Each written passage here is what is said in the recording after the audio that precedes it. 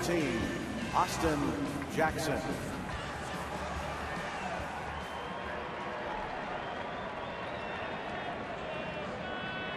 There's 13 runs batted in. Pirates in their home whites and the Tigers in their traveling grays under Jim Leyland. Detroit's record 22-22. The Pirates 21-23 under Clint Hurdle. And we're underway. It's a strike to Austin Jackson. 78 degrees. Perfect night for ball. 7:05 first pitch. Here's the 0-1 and a ground ball to the shortstop Cedeno.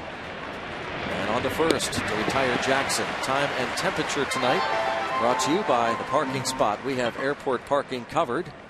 Austin Jackson, leadoff man, is retired on the ground ball to the shortstop. Here's the switch hitting second baseman, Ramon Santiago. He played shortstop for Detroit last night. He'll hit from the left side. He was 2 for 3 at his first home run of the season. That home run came off Jeff Karstens leading off the 6th inning. It tied the game at 1, and then the Pirates stormed back in the bottom of the 6th to score 6 and walk away with it. 10-1 was the final. There's a strike on Santiago, a batting average of .291. Yeah, Greg, that game last night had everything for the Pirate fan. Great pitching early in that one. The pitch misses away. Karstens taking a no-hitter into the 5th inning. Yeah, it was perfect to retire the first 14 men he faced before giving up that broken bat single to Andy Dirks. 2 outs in the 5th. There's a ground ball slapped past third baseman Brandon Wood, who was playing in to protect against the bunt. Santiago, 3 hits in 4 at-bats in this series. He had a lot of fun watching Karstens pitch last night. Had made some good catches in the outfield. McCutchen, a couple beautiful diving catches, and then that offensive explosion the second half of the ball game. It was just a great evening, I think, for everybody that was here.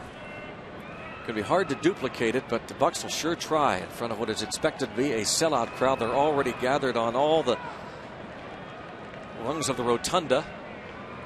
Perhaps standing room only crowd. Here's the stretch and the pitch down low.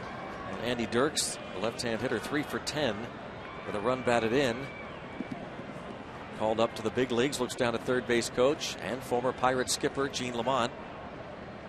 First base coach for Jim Leyland is Tom Brookins. Santiago leads off first. Lyle Overbay holds him on.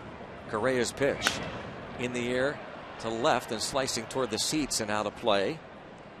1 ball and 1 strike on Andy Dirks. First inning is brought to you by First Energy. Boy, and there figures to be a lot of energy on the North Shore tonight. Probably the best weather day I would think Pittsburgh has had all year. I'll agree with that. It's a gorgeous afternoon. Here's the 1-1. Jammed him, and it's chopped foul to the right. Backhanded in foul territory by Lyle Overbay.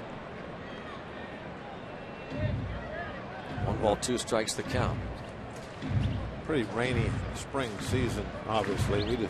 We deserve a nice sunny stretch here for the summertime. As we said, if you're still trying to make your way in, please don't bother to try and park on the North Shore. The parking lots, garages are jammed, so advising you to head maybe to downtown. A lot of people walking across the bridge still. Why not? That's why they built this yard, right? Right across the Clemente Bridge. Here's the 1-2. There's a chopper off the mound. Correa, a lob toss to Overbay. Runner moves to second, 2 outs. Brings up Miguel Cabrera. Left-hand hitter Brendan Bosch on deck. Cabrera 2 for 4 last night, hitting .309 with 8 home runs and 29 runs batted in.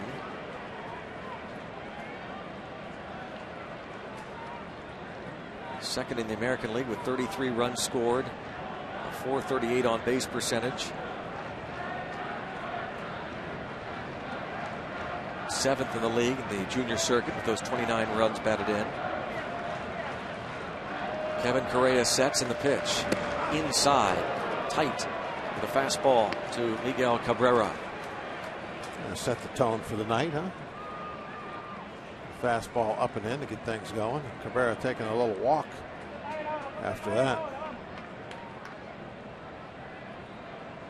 Cabrera, the only Tiger to have faced Correa previously. He's 5 for 10 lifetime with a home run plus a walk against Kevin Correa, who this season has given up 7 home runs in 58 innings of work. Ramon Santiago leads off second. 1 ball, no strikes on Cabrera. Here's the stretch. Correa, the pitch, again inside.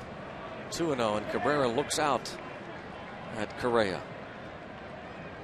Second baseman Walker playing almost behind second, and the first baseman Overbay playing well off the line at first. 2-0 count on Miguel Cabrera. The stretch, the pitch, hit hard to right center field. Back is Jones at the wall, makes the catch, about 2 steps shy of the 375 marker. Half inning, Detroit nothing. Pittsburgh comes to bat.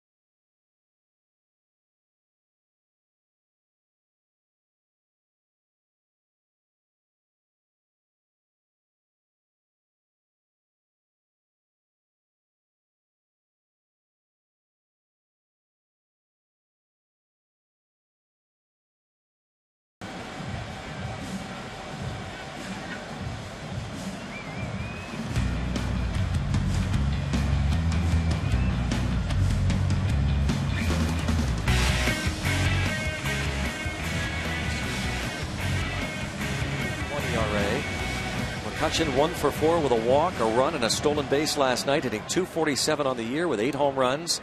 He's knocked home 24.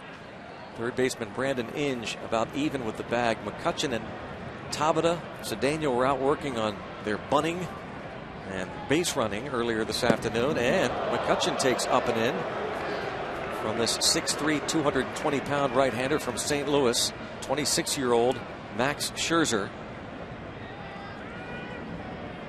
Last year went 12 and 11 in 196 innings with a .350 ERA. Here's the 1-0 pitch, and McCutchen takes outside. The Tigers got him from the Diamondbacks, along with Daniel Schlereth for Edwin Jackson and Ian Kennedy before that 2010 season. And there's a pitch that's down low, and now it's 3-0. Scherzer has walked 24 batters in 58 innings.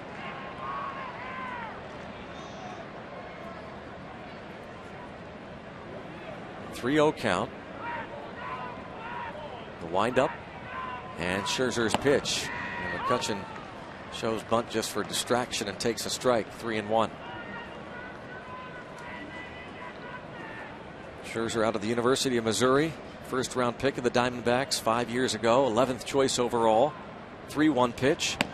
And strike 2 is called. The fastball in the outer half. 3-2 on Andrew McCutchen. I think Andrew, anytime he takes a pitch he knows he's going to take, he should show bunt every time. Keep those guys, because he doesn't bunt that much. Right. So put it in their minds. If they're going to take it, yeah. 3-2 pitch line to left field and a base hit, and slipping is Dirks. Boy, did he luck out. He was able to get his hand up and slap the ball down before it bounced over his head as he slipped onto the seat of his pants. Otherwise, McCutchen would still be running. A base hit for McCutchen to left. He didn't slap that one down. That's a 3-spot with ease. He'd have to get back up again. Run all the way back to the wall. Just saw the replay. He was, you talk about desperation mode. Yeah. Yes, he was. Now Jose Tabata, 2 for 3 last night and scored 3 runs. He's batting .235. Tabata with 3 dingers, 8 ribbies. Scherzer from the stretch. And the pitch. Tabata takes a strike. Last time out, Scherzer 5 days ago against the Blue Jays in Detroit. A no decision. He went 7 innings, gave up 1 unearned run on 8 hits.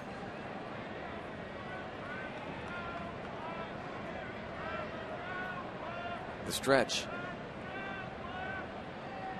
At the letters and the 0-1. And Tabata takes a strike.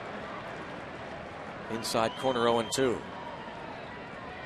I think McCutchen's got an excellent lead off first base. He's pushed it out there pretty good. McCutchen ended up with a stolen base last night. Part of a double steal. Here's the stretch and the 0-2. Well outside. 1 ball, 2 strikes on Tabata. Garrett Jones on deck. Tigers left a man on in the top of the first. Bucks now batting in the home half.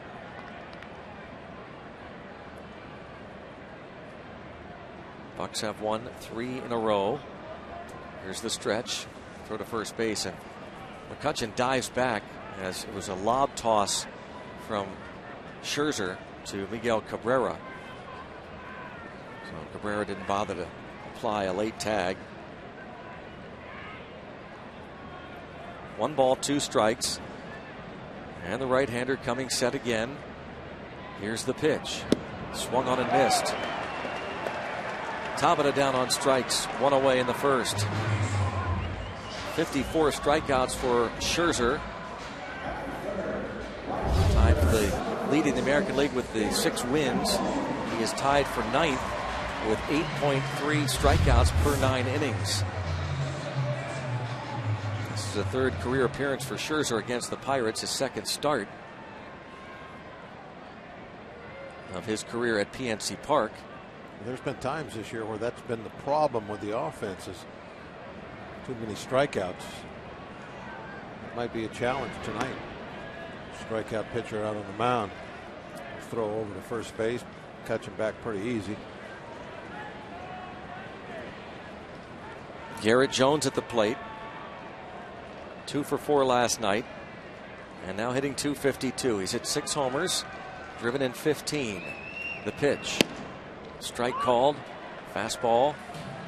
93 miles per hour. 0-1 on the left-hand hitter. Lefty's batting just .167 versus Scherzer. Just 20 at bats.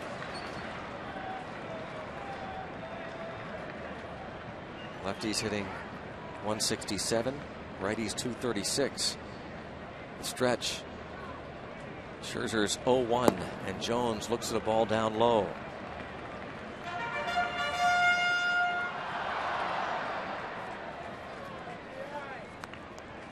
One ball, 1 strike to count on Jones. Big 2-run double in the 6th inning last night when the Pirates plated 6. Went on to win it 10-1. Here's the stretch by Scherzer and a step off.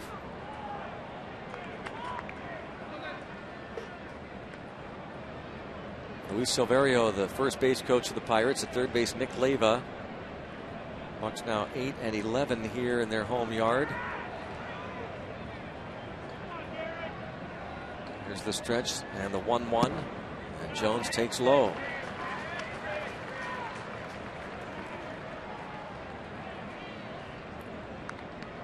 2-1 on Garrett Jones. In terms of the running game, there have been 10 attempts this season against Scherzer, and 5 have stolen bases. 5 have been caught. Ground ball right side, diving stop. Cabrera gets to his feet and steps on the first base bag, diving to his right. Miguel Cabrera retires Garrett Jones. McCutchen to second, 2 outs. That was a heck of a play by Cabrera. I kind of thought maybe they had given McCutchen the stop sign, not letting him run, wanting to hold Cabrera onto that line, keep that hole open over there. But a very nice athletic play, closed that hole quickly. Now it's Neil Walker. I thought we were going to have first and third after that one came off the bat. Walker, with his 5 RBI night, a career high, has now driven in 29 for the year. That's tied for 7th most in the league. 6 homers for Walker and a batting average of .288. Runner at second, 2 outs, nothing. Bottom of the first. Scherzer's pitch is a strike. Lyle Overbay on deck. As we mentioned at the outset, Pirates have placed Pedro Alvarez on the disabled list with a right quad strain. Pedro Siriaco recalled from AAA Indianapolis. McCutchen at second, 2 outs, bottom of the first inning. Max Scherzer, the stretch. And the 0-1 to Walker, way inside. 1 ball, 1 strike. Scherzer was excellent down the stretch last year. His last 23 starts from the end of May to the end of the year went 11-7 with a .246 ERA. 1 ball, 1 strike count. Pitch to Walker. Outside. Off-speed pitch, and now it's 2-1. McCutchen started the inning with a base hit to left. Tabata struck out. Jones grounds out to first. And now a 2-1 count on Neil Walker.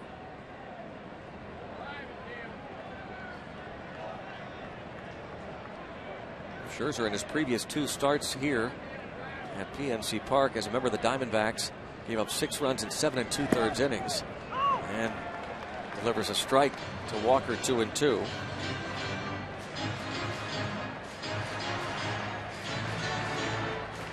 He made his major league debut April the 29th, 2008 against Houston. That was out of the bullpen.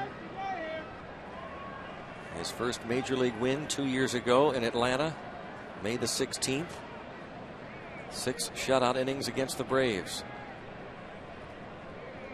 Scherzer leans in to get the signs from Avila, and now too much time, so Walker calls timeout and steps out, and Scherzer leans back in, dangles that right arm as he peers in, left hand on his left knee, and now comes into the stretch, and again time is called. A 2-2 count on Neil Walker with McCutchen at second, 2 outs. Scherzer nods in agreement, now goes into the stretch. Looks to second. The 2-2. Hit foul, out of play, left side. 90 seconds that time. Starting to get loose. Pretty impressive. 6-0, .281 ERA in 9 starts for Scherzer. His last 3 outings, covering 20 innings, he's given up 2 earned runs for an .090 ERA while striking out 16. Count stays at 2-2 on Neil Walker, and Scherzer taking forever, and Walker calls time, and with a catcher, Avila goes out to talk to Scherzer. By winning his first 6 decisions of the season, looks to become the first Tigers pitcher to start the year with a 7-game winning streak since Jeremy Bonderman had an 8-game winning streak to start the 2007 season. And now they are ready to go. 2 balls, 2 strikes. The pitch to Walker, and a pop-up on the infield. Third baseman Inge, a couple of steps in to make the catch. After 1, Tigers nothing, Pirates nothing.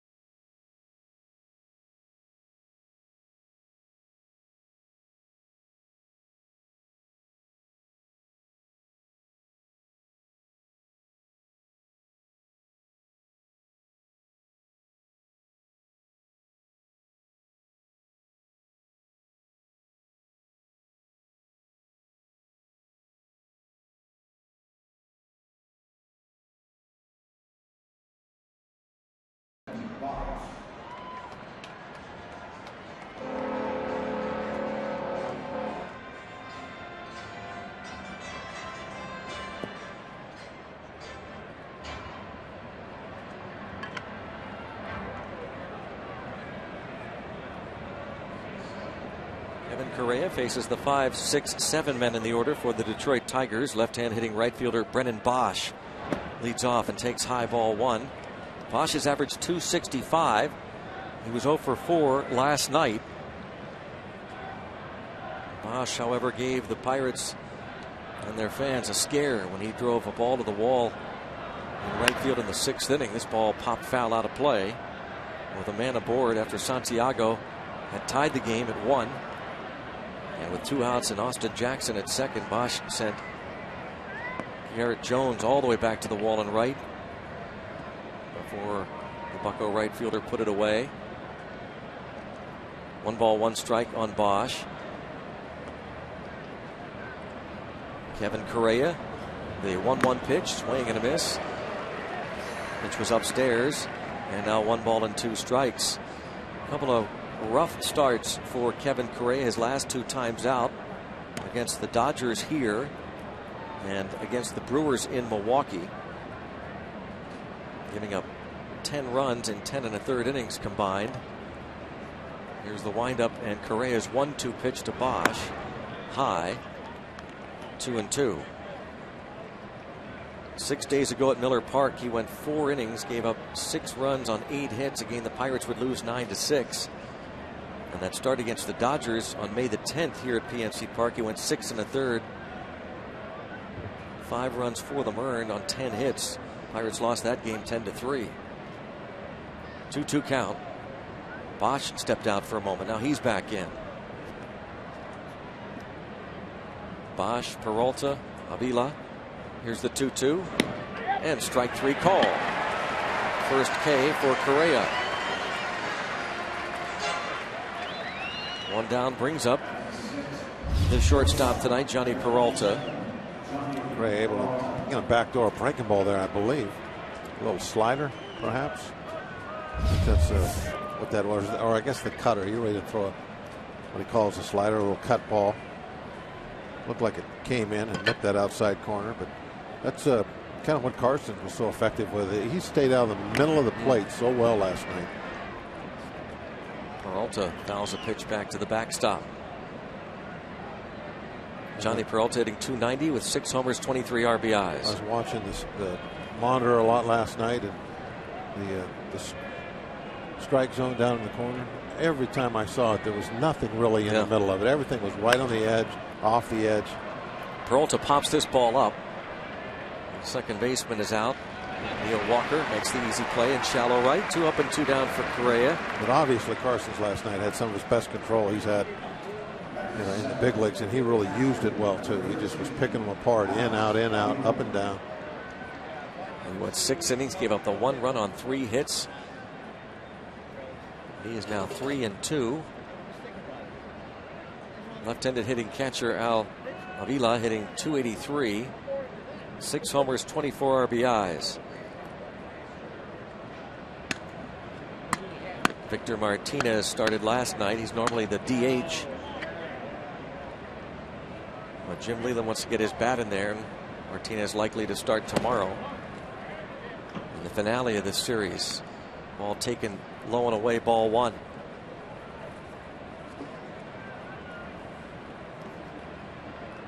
Avila, slugging percentage of .525, tied for 7th in the American League.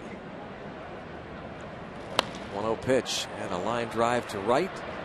Near right center field, the catch is made by Garrett Jones. 3 up and 3 down. 1.5 played at PNC Park. Detroit nothing. Pittsburgh nothing.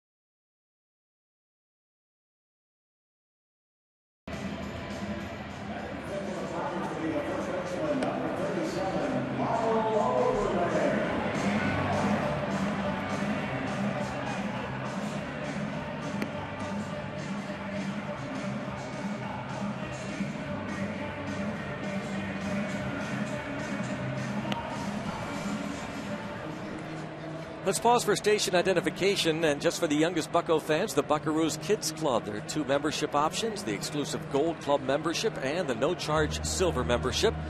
And check it out on Pirates.com/Buckaroos. This is the Pirates Baseball Network.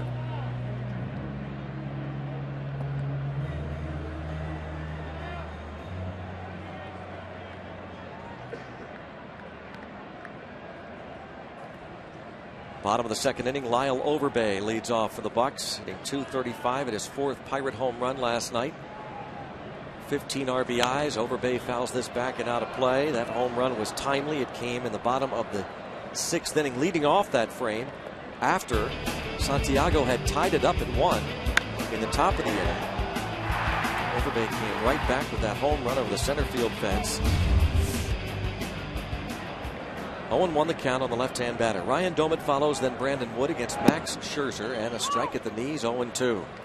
That Buckaroos Kids Club gets youngsters 14 and under a variety of perks all year long, including autograph sessions, complimentary tickets, and lots more. To join and see a full list of membership options, again, go to Pirates.com/Buckaroos. Pitch in the dirt. It's 1 ball and 2 strikes on Lyle Overbay. Tomorrow's a Kids Sunday. Youngsters getting pierogi beach towels thanks to Mrs. T's Pierogies. 1 ball, 2 strike pitch. And Overbay grounds it to the left side. Third baseman Brandon Inge on to first to retire Overbay. 1 up and 1 down. Bunch of interleague action in Major League Baseball. Scores presented thanks to Allegheny General Hospital Sports Medicine. Cardinals shut out the Royals 3-0 in Kansas City. Jake Westbrook went 8 innings of 4-hit shutout ball. He's 4-3. Matt Holliday, a 2-run homer in the 8th inning, broke the scoreless tie, his 6th home run of the season. Fernando Salas, his 6th save. Tim Collins, the loser, 2-2. Here's the pitch. And inside to Doumit. Ryan Doumit, 1 for 4, drove in his 15th run of the season last night. Batting average now at .284 with 4 home runs. And he hits from the left side, of course, against Scherzer. And a line drive, base hit. Just over the outstretched glove of the second baseman Santiago. A 1-out base hit for Doumit brings Brandon Wood to the plate. Wood, you heard Clint Hurdle tell Tim Neverett before the game that liable to get a lot of playing time. Of course, Steve Pearce can also play third base. Now Pedro Siriaco with the club, with Pedro Alvarez on the 15-day disabled list. Wood was 0 for 2 last night, did walk a couple of times and score a run. Since joining the Pirates off waivers from the Angels, a batting average of .214. 6 runs batted in. Here's the pitch to Brandon Wood, swung on and missed. I imagine there'll be a number of variables going into making out that lineup card for third base. Not all about offense and matchups. A lot of it will be maybe the best glove down there on a certain night, depending on who's on the mound for us. Scherzer, the stretch in the 0-1. And a fly ball to right. Shallow, coming in a few steps. Brendan Bosch puts it away. 2 outs. Charlie Morton gets everything hit on the ground nowadays. And normally when Maholm's on the mound, third baseman gets a pretty good workout. Maholm starts tomorrow, by the way. We'll see. Perhaps what he thinks is his best glove. But like I said, that's just one of the variables. A lot of different things are going to go into making a decision who he's going to put down there while Pedro's on the DL. Here's Ronnie Cedeno, another hit last night. His average continues to move up, now at .246 with 1 homer, 13 RBIs. Big swing and a miss. And he was hunting fastball on that one out in front, trying to drive it off the fence or over the fence. He has hit safely in 16 of his last 19 games. Batting .322 during this clip. 0-1 count, pitch from Scherzer. And Cedeno takes in. 1 ball, 1 strike on the Pirates shortstop, Ronnie Cedeno. Scoreless game, bottom of the second. In that Cardinals 3-0 shutout over Kansas City, Nate Adcock, his first major league start. 5 innings of 3-hit ball. Here's the 1-1. And Cedeno fouls it out of play off to the right. And Lance Berkman missed his third straight ball game with that sore wrist. But again, Matt Holliday, his 6th home run. And once again, looks like Tony La Russa. Talked about this for so many years. He has apparently found the closer. Trying a handful, and he's got Fernando Salas now with 6. With Ryan Franklin being ineffective at the start of the year, he started going to options B, C, and D. Here's the 1-2. Headed up the middle. And a base hit for Cedeno. Right over the second base bag. Runners at first and second. Right back over the rubber. Scherzer missed getting hit with that. It went right through his ankle. Be a good time for Kevin Correa to get that first hit as a Pirate.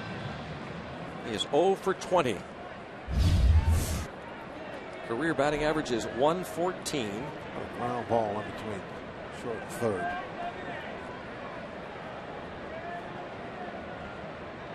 Scherzer was peering in to get the signs and called time and steps off.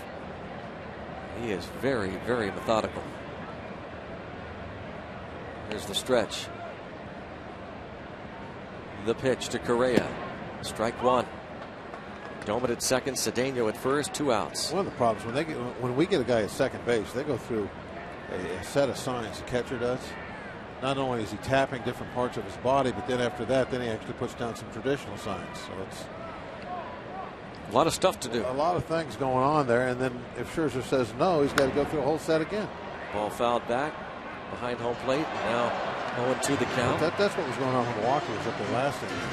You know, Scherzer would shake off a couple of times, but just in between shakeoffs was taking 10 seconds with the signs they were going through. So that's why Walker kept saying time, time, time. 0-2 count. Runners at first and second. 0-0. Bottom of the second. Pirates pitcher Kevin Correa at the plate. Scherzer's pitch. A foul ball just got a piece of it. Back to the backstop. Indians beat the Reds 2-1. Josh Tomlin over Homer Bailey. Travis Buck, the go-ahead 2-run homer in the 7th, his first of the year. Chris Perez his 12th save. Tomlin is 6-1. Homer Bailey his first loss with 3 victories. So the Indians win the first 2 games of that series. Another 0-2 pitch now to Kevin Correa, and he takes outside. Baltimore at home beat Washington 8-3. Jeremy Guthrie beat John Lannon.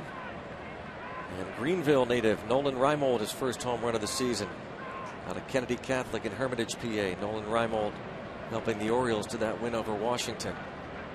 1 ball, 2 strike count. The pitch to Correa. Bouncing ball, weakly hit to the shortstop. Up with it, Peralta on the first to retire the Pirates pitcher, and we've played 2. Tigers nothing, Buccos nothing.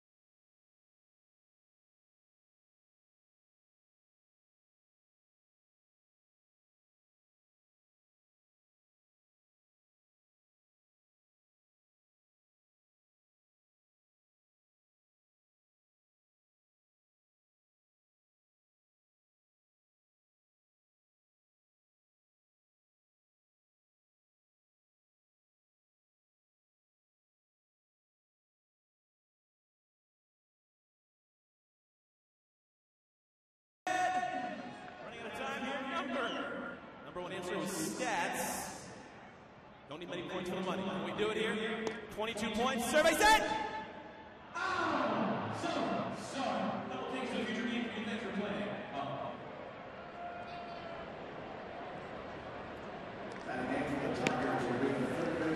On to the third inning we go here at PNC Park. And Brandon Inge will lead off for the Detroit Tigers. 0-0 ball game. Inge, then the pitcher Scherzer, and back to the top of the order, Austin Jackson. Inge hitting .209 with a homer and 12 runs batted in. Last night, Pittsburgh native Don Kelly started at third.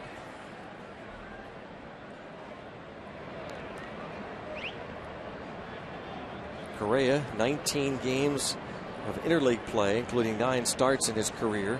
2-4, 3.94 ERA.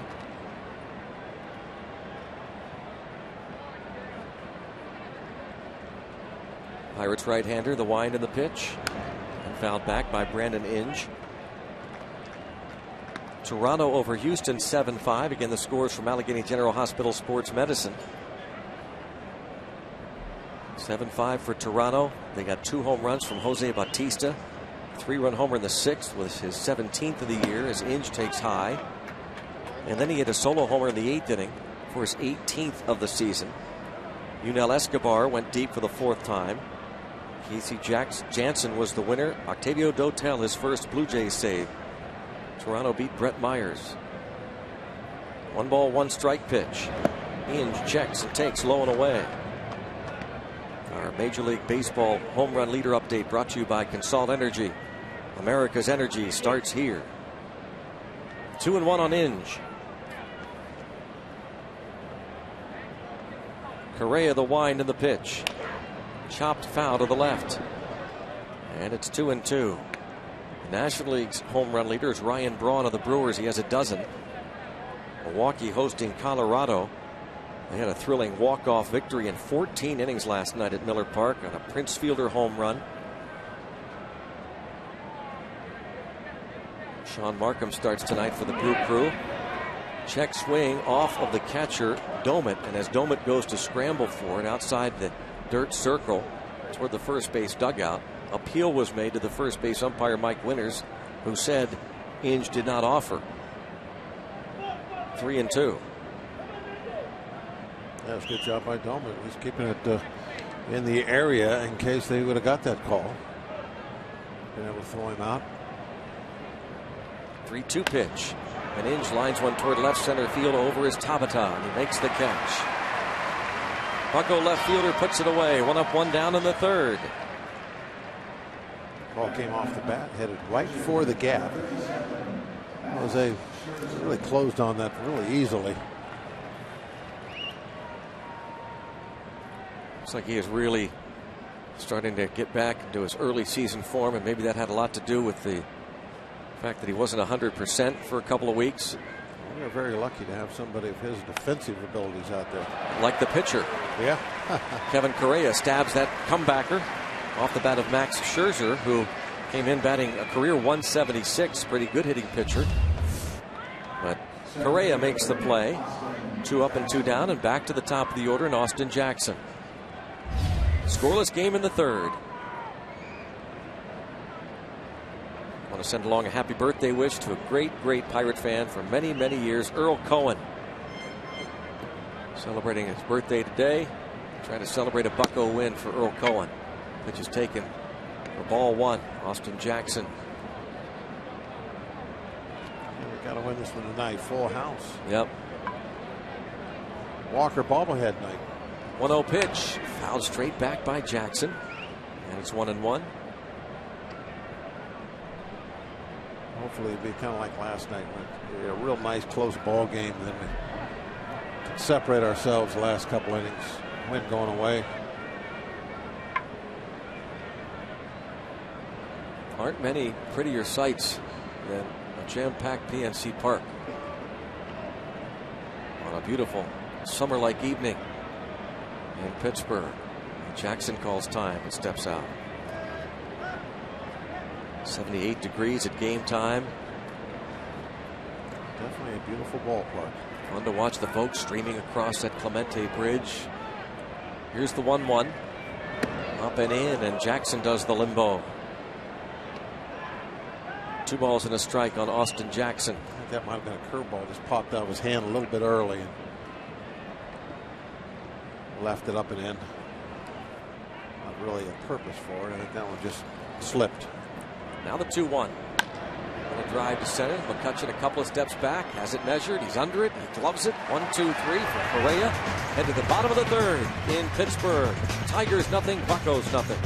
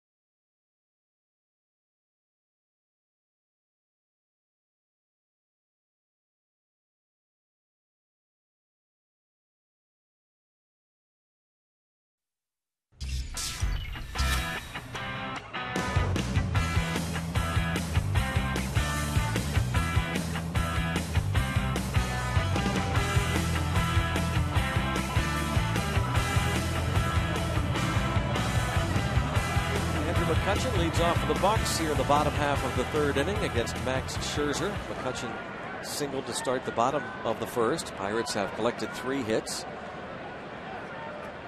No score. There's the wind and the pitch to McCutchen. And it's a strike. Last year, Scherzer, career high 12 wins, 184 strikeouts.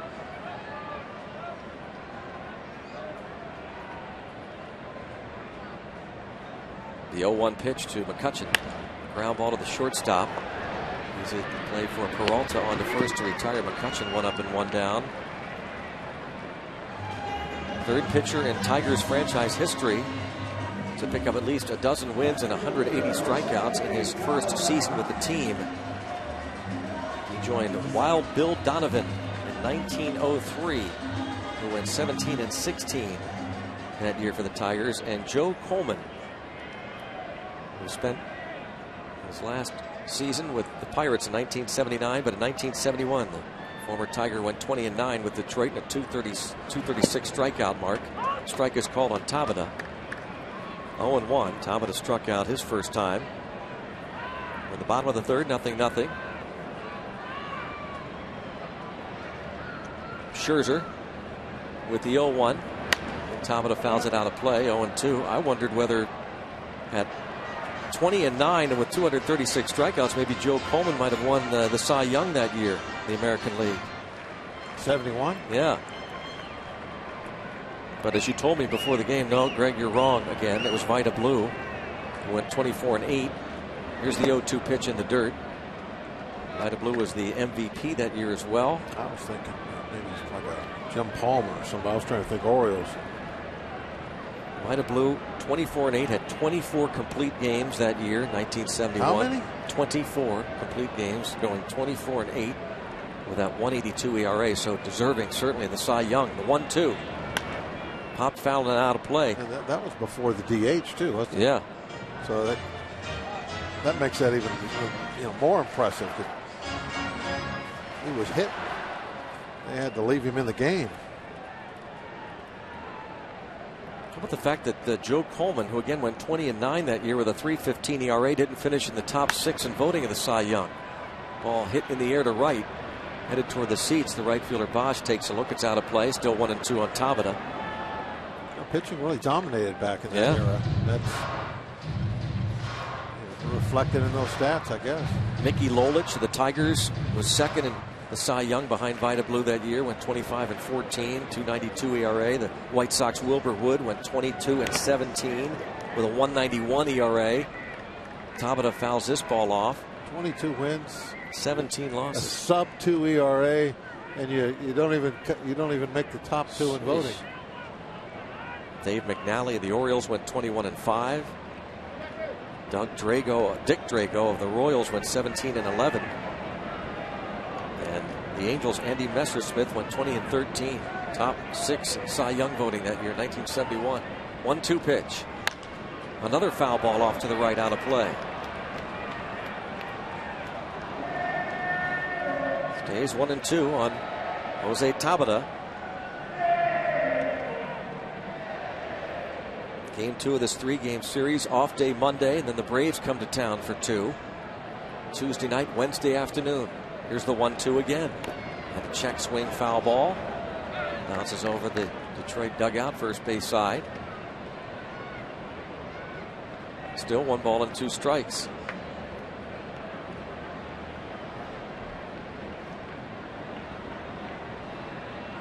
Jones on deck. Scherzer, the wind and the pitch to Tabata. Swing and a miss. Got him for the second time. It's both the strikeouts that Scherzer has. Now faces Garrett Jones.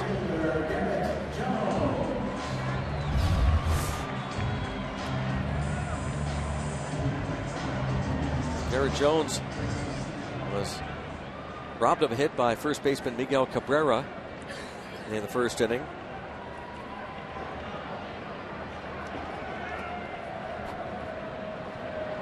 Scherzer the pitch to Garrett Jones. Swing and a miss, late on a fastball. 2 outs, no one on. Said Scherzer, first round pick of the Diamondbacks in 2006. His next offering is outside, 1 ball and 1 strike. The 11th choice overall that season. The Pirates picked 4th that year and selected Brad Lincoln. And Brad Lincoln has had some kind of May out of AAA Indy. 4-0 and ERA under 2. 1-1 pitch is a drive to right. Bosch started back, now comes in a step and makes the catch. We've played 3. It remains Detroit nothing, Pittsburgh nothing.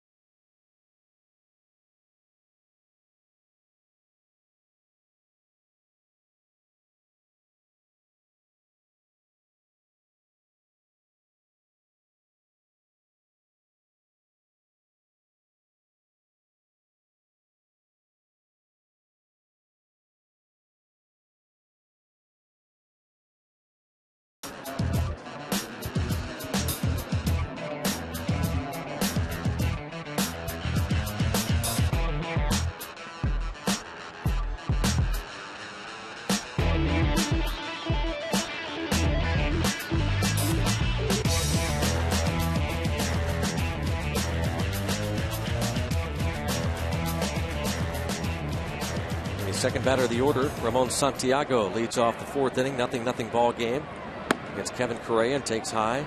Santiago singled in the first. Andy Dirks is on deck, then Miguel Cabrera here in the fourth against Kevin Correa. 30-year-old right-hander with a 1-0 pitch. And a strike is called. We'll get a moment. We'll step aside, allow our stations to identify themselves.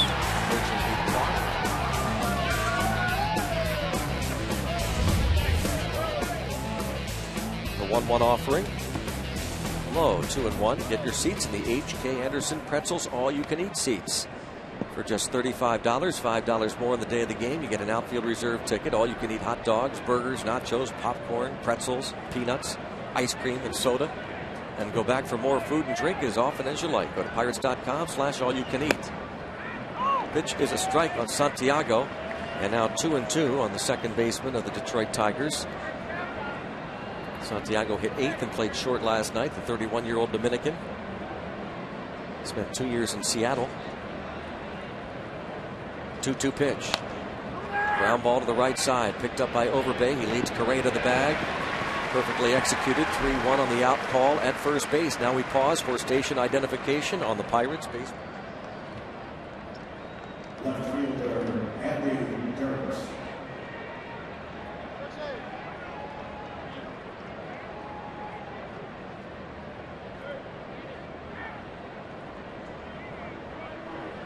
Correa now faces Andy Dirks, an 8th round pick 3 years ago out of Wichita State, who was 1 for 4 last night. Left-hand batter takes a strike. Third baseman Wood in on the edge of the grass and well off the line. 0-1.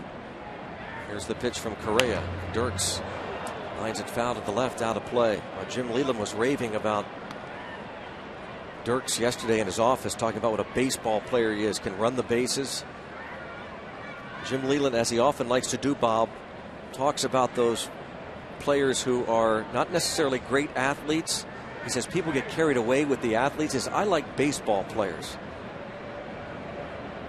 Well, there's a lot of people that I think agree with Jim in that regard, that they look for guys with the intangible type things that have that love for what they're doing. You know, I guess if you're you're looking to the amateur ranks and stuff, that's hard to really judge. But I think as you come up through the minor leagues and get closer and closer to the big leagues, you can see the guys that have that ability, that have the natural aptitude to go out and get that hung on a baseball player type name. I'm sure that there's probably some old timers watching the Pirates over the last 12 months and are saying, you know, Neil Walker, that's a baseball player. 2-2 the count. Correa delivers to Andy Dirks and lines it to the gap in left center field. McCutchen has to really hustle. He will not be able to cut it off. Dirks into second base with a double. A 1-out 2-base hit. Ball went all the way to the fence. A 1-out double for Dirks. Must have really hit that one hard. I thought that where it bounced, McCutchen might be able to cut that ball off, but it never slowed down, almost like it picked up speed as it hit the grass. So once again, Correa has to face Cabrera with a runner in scoring position. In the first inning, he did it with Santiago at second and 2 outs, was able to retire Cabrera as he sent Garrett Jones onto the warning track and approaching the wall in right center. Pitch is a strike, a check swing by Cabrera. The strike called by the home plate umpire, Chris Guccione. Mike Winters at first base, the crew chief. At second, Mike Molchinski. And at third, Mark Wegner. Yeah, that was kind of a scary moment when Cabrera hit that ball to right field. He's got great power to all fields. It doesn't matter. And he drives this one deep to left center field. And this one is going to be off the wall at the 410 marker, right at the notch. Scoring Dirks. And Cabrera coming within a couple of feet of a home run. It's 1-0 Detroit in the fourth. Anywhere else in this ballpark, it's going to be out easy. Hit it right above the 410 sign out there in that notch.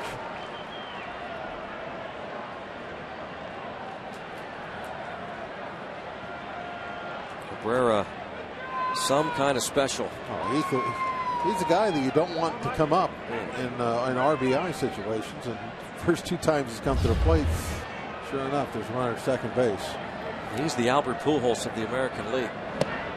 Pitch is taken for a ball by Brennan Bosch, who struck out looking in the second. 1-0 Detroit. The former Marlin Miguel Cabrera at second base with his 30th RBI of the season. Here's the 1-0 to Bosch.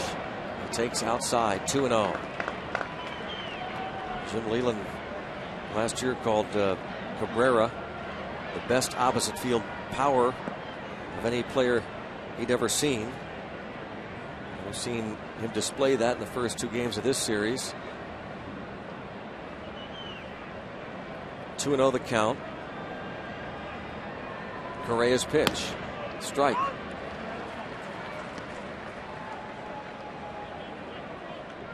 2-1 on Brennan Bosch, the left-hand hitting right fielder.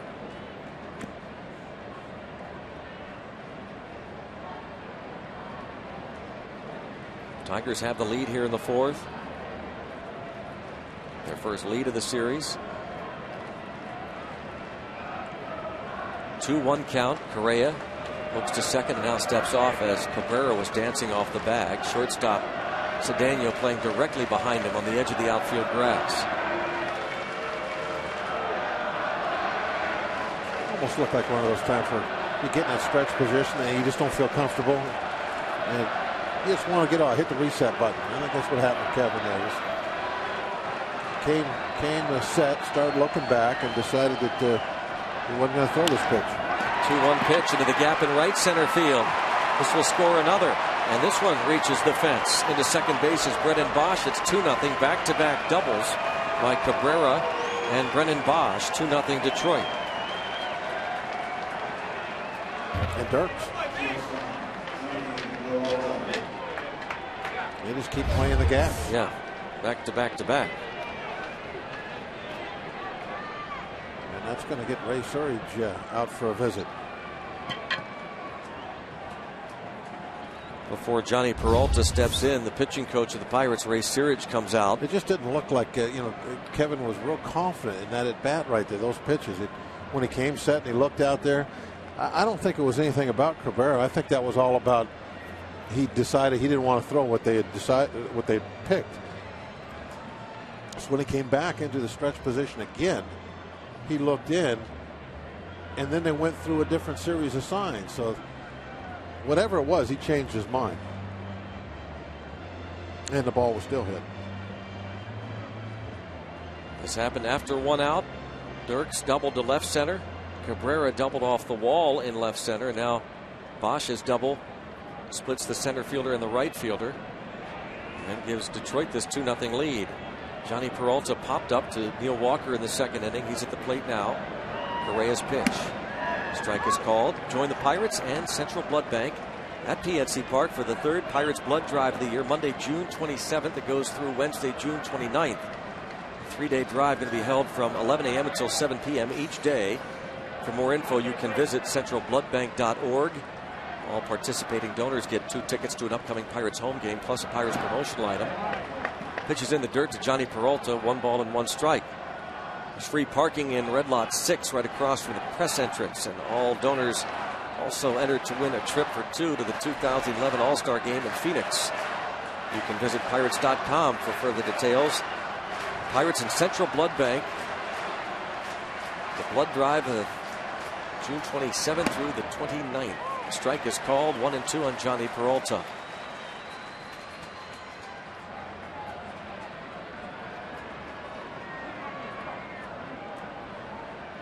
Tigers up 2-0 with 1 out here in the fourth. Kevin Correa with the 1-2 pitch and a fly ball to center. McCutchen is back to the warning track, and he makes the catch. Runner at second base. Bosch will tag and head to third.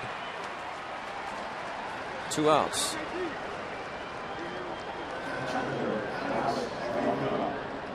Alex Avila, who lined out to right fielder Garrett Jones, ending the second inning, comes to the plate. And Kevin right now certainly isn't keeping the hitters off their stride, off the timing. They're centering some balls up, hitting them hard. That ball hit the dead center field on the warning track. Was tagged pretty well. And normally Kevin is doing a real good job of destroying that hitter's time and getting them caught in between the fastball, breaking balls. Definitely not this inning, though. First pitch is low.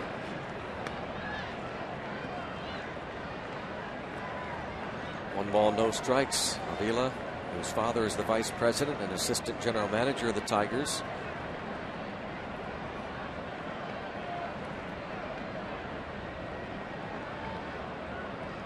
The 1-0 pitch. That's low. 2-0.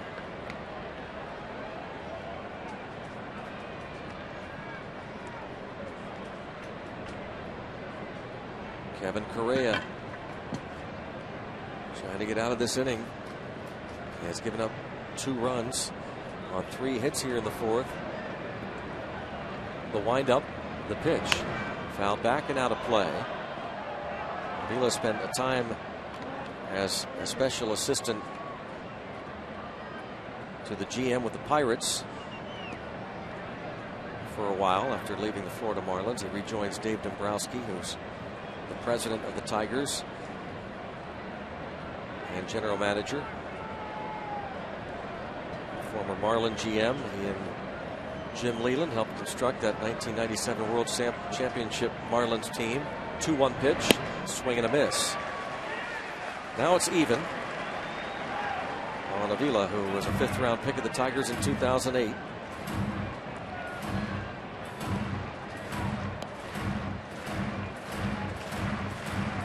Last year hit .228 in 104 games and came into this ball game batting .283. Runner at third base is Bosch. Correa looks to third and now goes into the full windup, the 2-2. Couldn't hold his swing at a pitch in the dirt. And Domit will pick up the ball and tag out Avila. Go to the bottom of the 4th. Now Detroit 2, Pittsburgh nothing.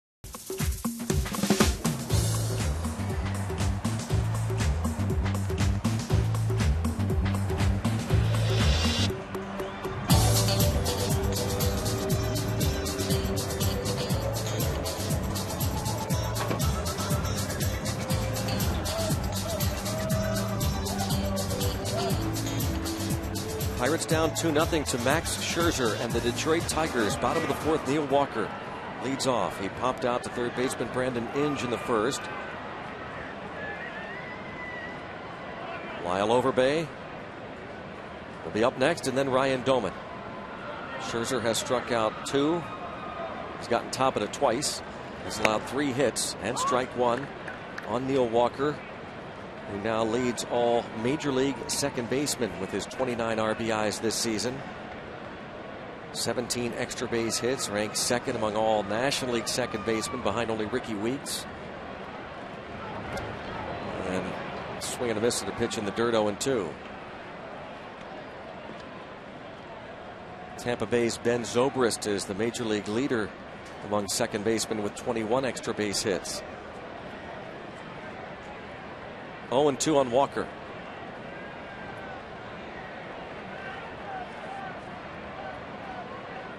Max Scherzer with the 0-2 pitch. Inside. Vila, a late stab at that pitch. He's down and in, 1-2. Neil Walker has hit safely in 10 of his last 11 games played here in his home ballpark. Batting .429 over his last 11 games played here. The 1-2 pitch. Strike 3 called outside part of the plate. Walker stood there for an extra second. 3 Ks. Thought he made his displeasure known on that call.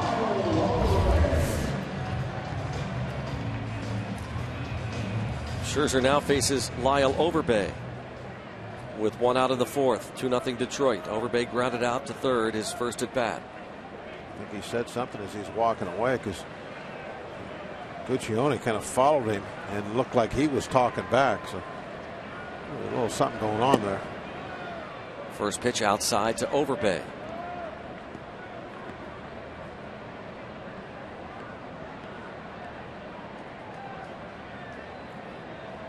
Scherzer with the windup.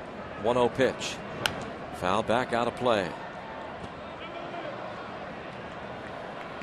Milwaukee leads Colorado 2-1. Bottom of the 4th inning at Miller Park. Carlos Gonzalez hit his 6th home run of the year. Clayton Mortensen on the hill for the Rockies. Sean Markham for the Brew Crew. 1 ball, 1 strike pitch now to Overbay. Swing and a miss as the ball goes back to the backstop. Got a piece of it. Yankees 4, Mets 2. Bottom of the 3rd inning. Russell Martin, Mark Teixeira hit home runs for the Yankees. Martin's 8th. Teixeira his 12th. 1 ball, 1 strike count on Overbay. And Scherzer's pitch. Swing and a miss. Down on strikes. Back-to-back Ks. 4 on the night for Scherzer. He put that ball up right where Avila wanted it. He gave him that high fastball sign and then put the glove up there a little bit above his mask. Scherzer was able to give him the pitch, and they get the strikeout. He now faces Doman, who singled in the 2nd. And Doman bounces this ball on 2 hops to Cabrera. And he'll toss to the pitcher covering, and the Pirates go quietly in the bottom of the 4th onto the 5th at PNC Park. Detroit 2, Pittsburgh 0.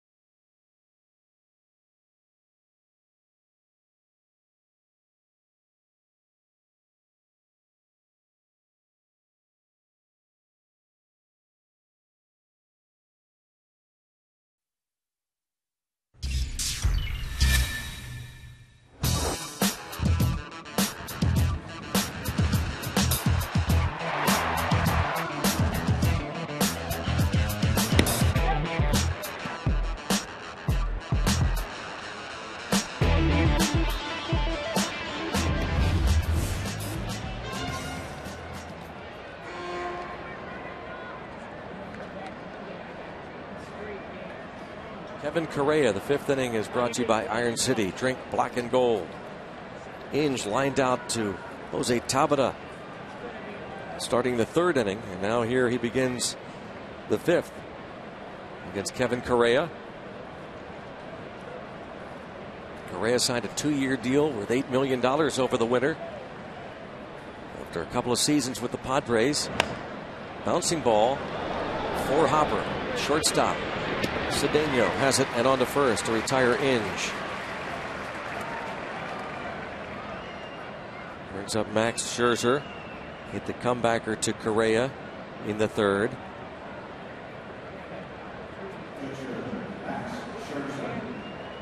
Correa's 5th home start, looking for his first win at PNC Park. I don't know how most of the American League pitchers view this as something they look forward to, a chance to get up there and swing the bat. Scherzer loves maybe it. Have some fun, or there's probably some guys that just as soon not do it though. Yeah. It looked like Penny liked it last night. Scherzer definitely has talked about how much he enjoys hitting. His pitch is down low, 2-0. Might not be the case for Rick Porcello tomorrow. I would imagine everybody would like to do it. I don't know why you wouldn't, even if you weren't all that good at it. It's still get that adrenaline pumping a little bit. 2-0 pitch. Bouncing ball to the shortstop. Again, Cedeno on to first. 2 up, 2 down with 2 grounders to short. No, one guy that can't stand it is Jim Leyland. He talked about that yesterday. He said this is a dangerous time. It scares him to death. You know, we don't spend any time in spring training working on it. Just hope to get through it. Other than the Pirates, who does? What team lets their pitchers hit in spring training anymore? The Pirates were the first in a while. The last few years, most teams waited until well late into spring training before letting their pitchers hit. Yeah, they might let them hit one time. Strike is called. Of course, Leland also went on to say not just spring training, but these pitchers don't pick up a bat until just a couple of weeks ago. Austin Jackson is grounded out and flied to center. Here's the 0-1. Swing and a miss. I agree. Count. They should get rid of the DH. No doubt That's about not what that. he said. There's no doubt about that. He pointed that out. He wants the same set of rules. That's all he's suggesting.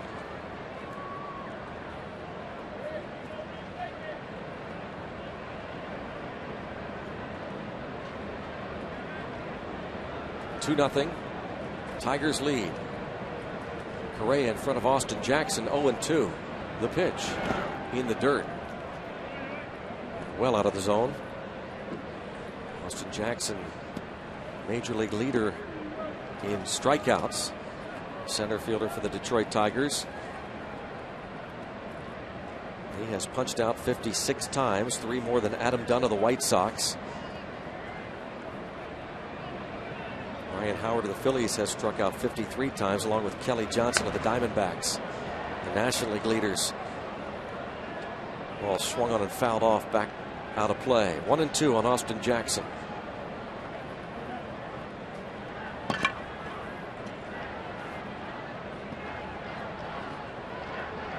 Two outs, nobody on. 2-0 Detroit. Another 1-2 pitch and a swing and a miss. We've reached the halfway mark. It's the Tigers 2, Pirates nothing.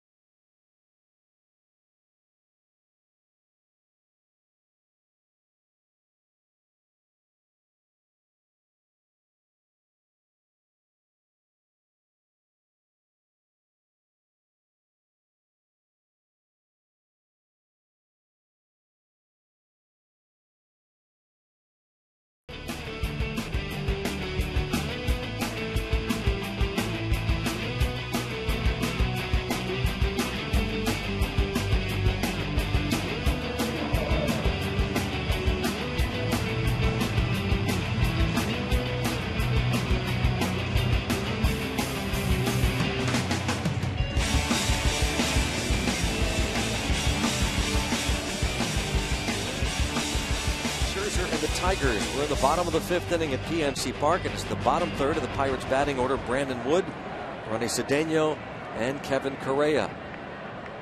Check out our Giant Eagle home run hitters contestant as Wood takes a fastball up and away.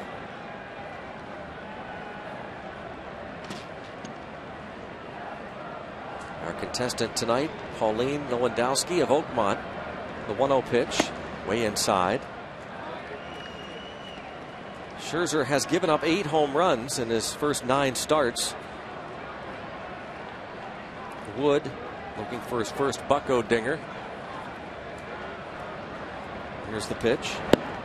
And a strike. 2-1. Wood, a highly touted prospect in the Angels organization, displayed a lot of power in their minor leagues. 2-1, and he occasionally flashes it. At the big league level, this ball is fouled back out of play by Brandon Wood.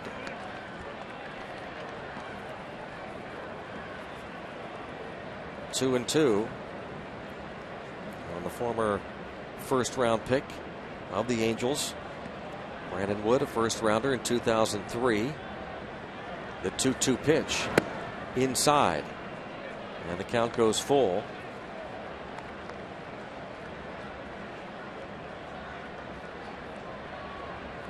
He certainly has walked more in the National League, early part of his National League career. 3-2 pitch is fouled back out of play. He's walked 6 times, struck out 11, 9 hits and 43 at bats. Just 14 at bats in the American League this season, 2 hits with 8 strikeouts and no walks. Last year walked 6 times, struck out 71 times in 81 games with the Angels. 3-2 from Scherzer. Strike 3 is called. Scherzer has punched out 5. He has struck out 3 of the last 4 that he's faced. He definitely seems to be hitting his stride. He struck out 4 of 6. And the last man to reach is at the plate now. Ronnie Cedeno had a 2-out single in the second. 2-0 Detroit. Bucks bat here in the bottom of the 5th. Inside.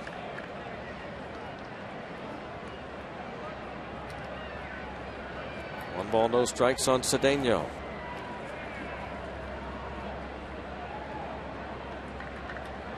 The 1-0 pitch is fouled out of play. We're approaching 8:30, which means we'll be stepping aside again to allow our stations to identify themselves. Tomorrow the Pirates and Tigers meet at 1:35, concluding game of this interleague series. All youngsters 14 and under will receive a pierogi beach towel thanks to Mrs. T's Pierogies. Here's the 1-1 to Cedeno. Bounced foul. Into the Pirates dugout, 1-2. Come early for the Family Fun Zone on Federal Street. Stay after the game. All youngsters invited to run the bases thanks to H.K. Anderson Pretzels. For tickets, visit pirates.com. That's tomorrow afternoon.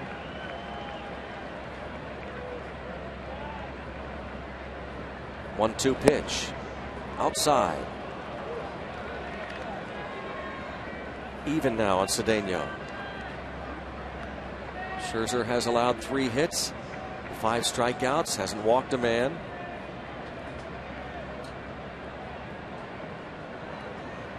And the 2-2. Strike 3. Struck him out looking. Let's pause now for station identification.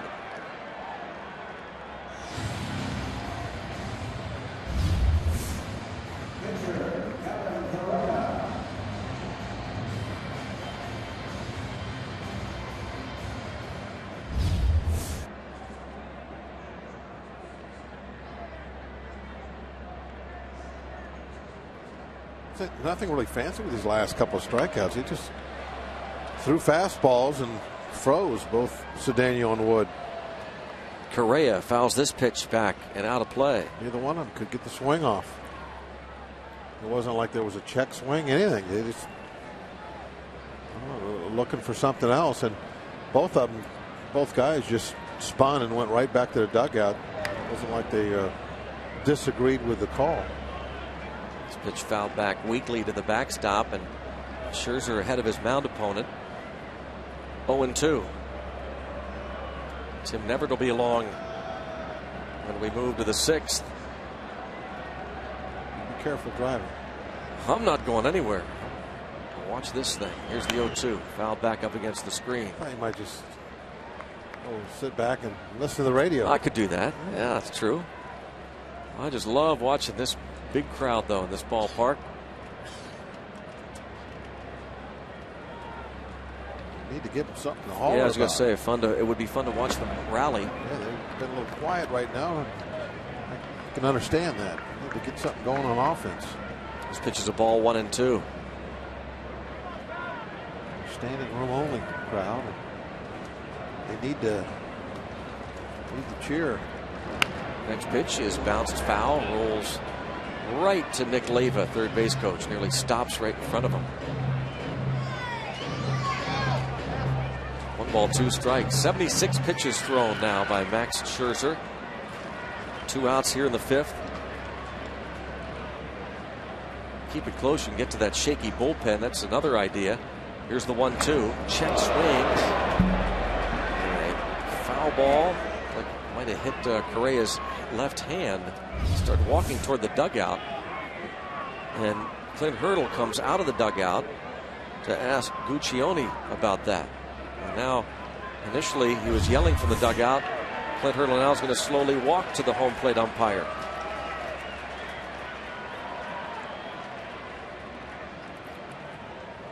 Hurdle is there, hands on hips, nodding, listening to Guccione explain what Guccione believes happened. Watching a replay, definitely looked like that ball got Correa's hand. He sure acted like it did. Yeah. And Hurdle's still out there with the home plate umpire. They're just outside the third part of home plate. Yeah, right now it's not real animated. Hurdle now starts to wave his arms a bit, and now he's getting a little bit more intense. And you can hear the crowd react. Now Hurdle puts both hands behind his back and listens, maybe a bit sarcastically, as now you can see him chuckling at what Guccione is saying. Guccione getting more animated. The home plate umpire now tries to turn and walk away, but Hurdle follows him a couple of steps toward home plate. This is about as long a discussion as an umpire will let a manager have. Finally, Guccione turns and heads back toward home plate. And Hurdle will turn and head back toward the dugout.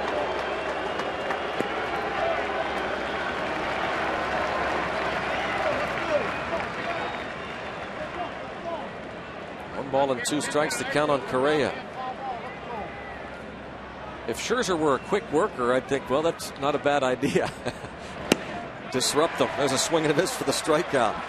Through 5 innings, it's the Tigers 2, Pirates nothing.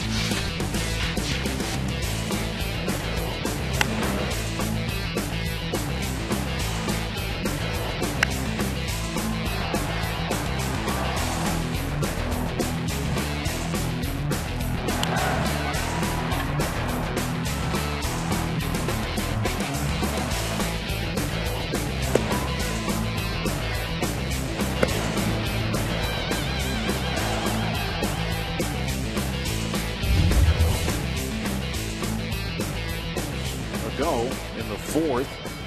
Andy Dirks, Miguel Cabrera, Brennan Bosch, back-to-back doubles, produced a pair of runs for the Tigers. Now the left-handed hitting second baseman Santiago stands in, pulls it to the right side. Over base guy, flip on to Correa, one down. Well, for the most part, except for those 3 hits you talked about, it's been all pitching. Well, Max Scherzer, an interesting character, certainly comes into the game at 6-0. Remember him from 2 seasons ago when he was with the Diamondbacks pitching against the Pirates and opened up a lot of eyes that particular game. He has done nothing but excel since the trade from Arizona to Detroit. And Kevin Correa holding his own here tonight, hoping to get some run support pretty soon. So 1 out, top of the 6th. Left fielder Andy Dirks takes low, ball 1. Scherzer gets a lot of strikeouts, but he was a little slow to get that part of his game going tonight. He has definitely picked that up now. He's got 7 of them. 1-0 pitch to Dirks. Swings and hits it in the air to center field. Drifting over a few steps to his left is McCutchen. He'll make the catch quickly, 2 away in the Tigers' 6th. That'll bring up Miguel Cabrera. Cabrera has flied deep to right field. Did that in the first inning. And then bounced a double off the left center field wall. Almost as far as it would take you to get a home run. But where it says 410. The ball hit about a foot from the top of the wall above the number 4 in the north side notch. That drove home the game's first run. Pitch to Cabrera's inside and low, ball 1. 1 ball, no strikes, 2 down. 2-0 Detroit, top of the 6th inning. Busy night of interleague action. Only 1 league game going on tonight. That's in the National League. 1-0. Right down the middle for a call strike. Milwaukee at home leading Colorado 3-1, bottom of the 5th. Prince Fielder with a walk-off in the 14th last night, giving Milwaukee a win in game 1 of that series. 1 ball, 1 strike to Cabrera. The pitch. That is just a little low, a little outside, perhaps. 2 balls and a strike to Cabrera. Cabrera currently hitting .312. 8 home runs, and he has driven in 30. 2-1 pitch. And this one a ground ball to the right and into the outfield as Neil Walker, who was shading the bag for the right-handed hitter, had to go a long way to his left. Made a diving attempt for it. It was out of his reach, and Cabrera's got his second hit. He's now 2 for 3. And Neil definitely trying to take the base hit up the middle away. Can't play everywhere. And most of the time when somebody like Cabrera, big strong hitter, goes to the right side, they're going to lift the ball in the air anyway. So you play him to pull on the ground. 2 outs, Cabrera at first. Brennan Bosch, right fielder, with an RBI double in the 4th. Struck out looking back in the 2nd. 1 for 2 tonight. Takes high, ball 1. Bosch led all American League rookies with 14 home runs last season. Pretty young team, this Detroit Tiger team. Jackson, Dirks, a lot of youth there. Sizemore, who's on the bench tonight, and Brennan Bosch. They're bright young players. Pitch taken for ball 2. 2 balls and no strikes. Full house here tonight at PNC Park on Neil Walker bobblehead night. Pirates took game 1 of this series with a 10-1 win last night over the Tigers, trailing 2-0 here in the 6th. Pitch a strike call to Bosch. 2-1. 2 runs on 5 hits for the Tigers, no runs on 3 hits for the Pirates. And Kevin Correa with 2 outs and a man on, waiting to get the sign from Ryan Doman. The pitch swung on and fouled straight back, and the count is even at 2 balls and 2 strikes. 2-2 to Bosch. Daniel Schlereth, the left-hander, now warming up in the Tigers bullpen. He's out of the University of Arizona.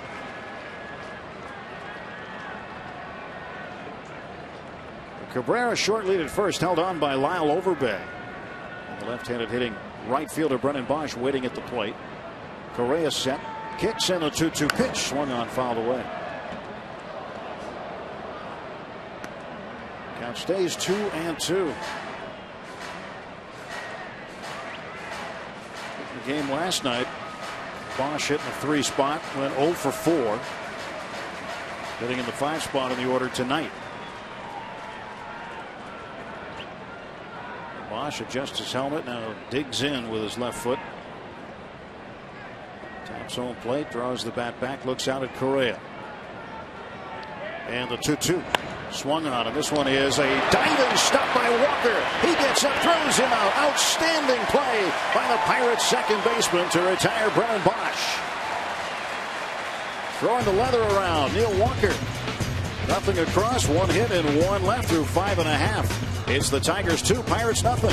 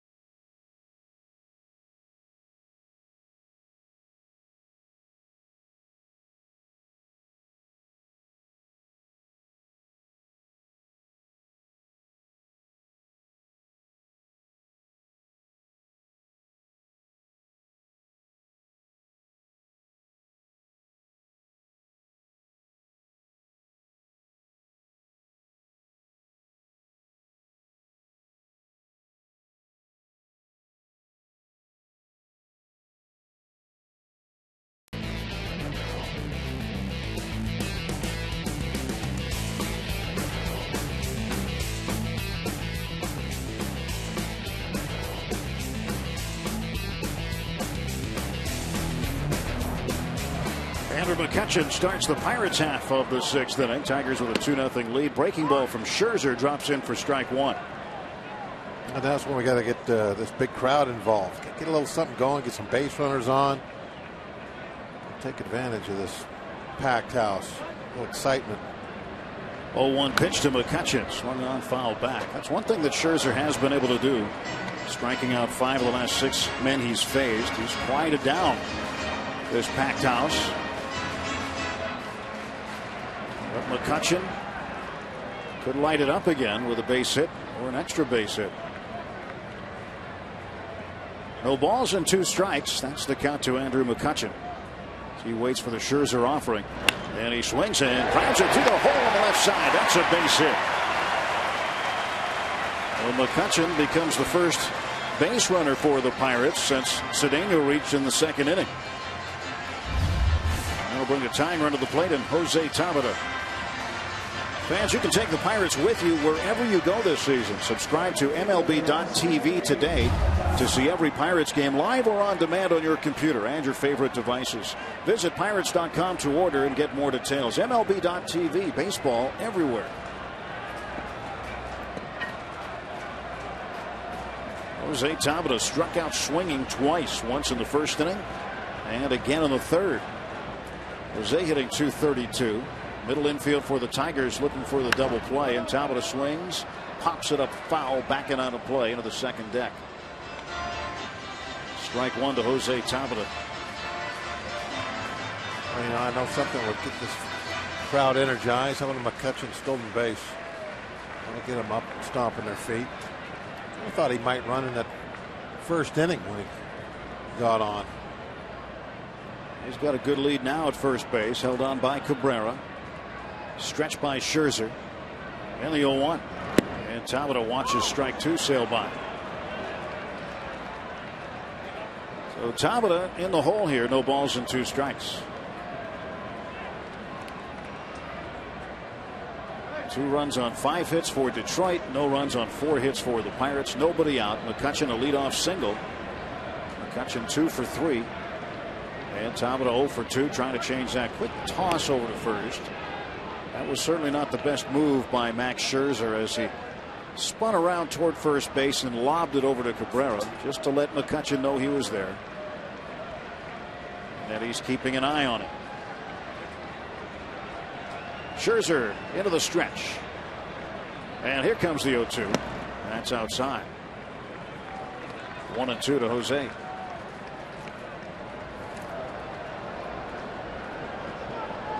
Tabata's been on base safely in each of his last 10 starts. Trying to make it 11. Was 2 for 3 and scored 3 runs in last night's ball game. A 10-1 win. McCutchen off of first base. Nobody out. Scherzer ready. He deals 1-2. And Tabata lines it into center field. That's a base hit. It bounces right in front of Austin Jackson. He plays it on 1 hop. And the Pirates have the tying run aboard with nobody out. Jackson plays a very shallow center field. So for a moment there, it looked like he might have a play on that ball, could carry out there. And McCutchen couldn't do anything. He got about 2/3 of the way down to second base. Had to wait on that play. There's not too many times where there's a base hit toward right center where he at least won't be thinking about going to third. But that was one of them there. Ball was blistered by Tabata. Good opportunity now for Garrett Jones. Jones robbed by Cabrera at first base of a base hit when Cabrera made a diving stop on him. And he's flied to right. Nobody out, 2 on. Pitch to Jones. He rips it down the right field line. That's a fair ball. McCutchen around third. He'll score.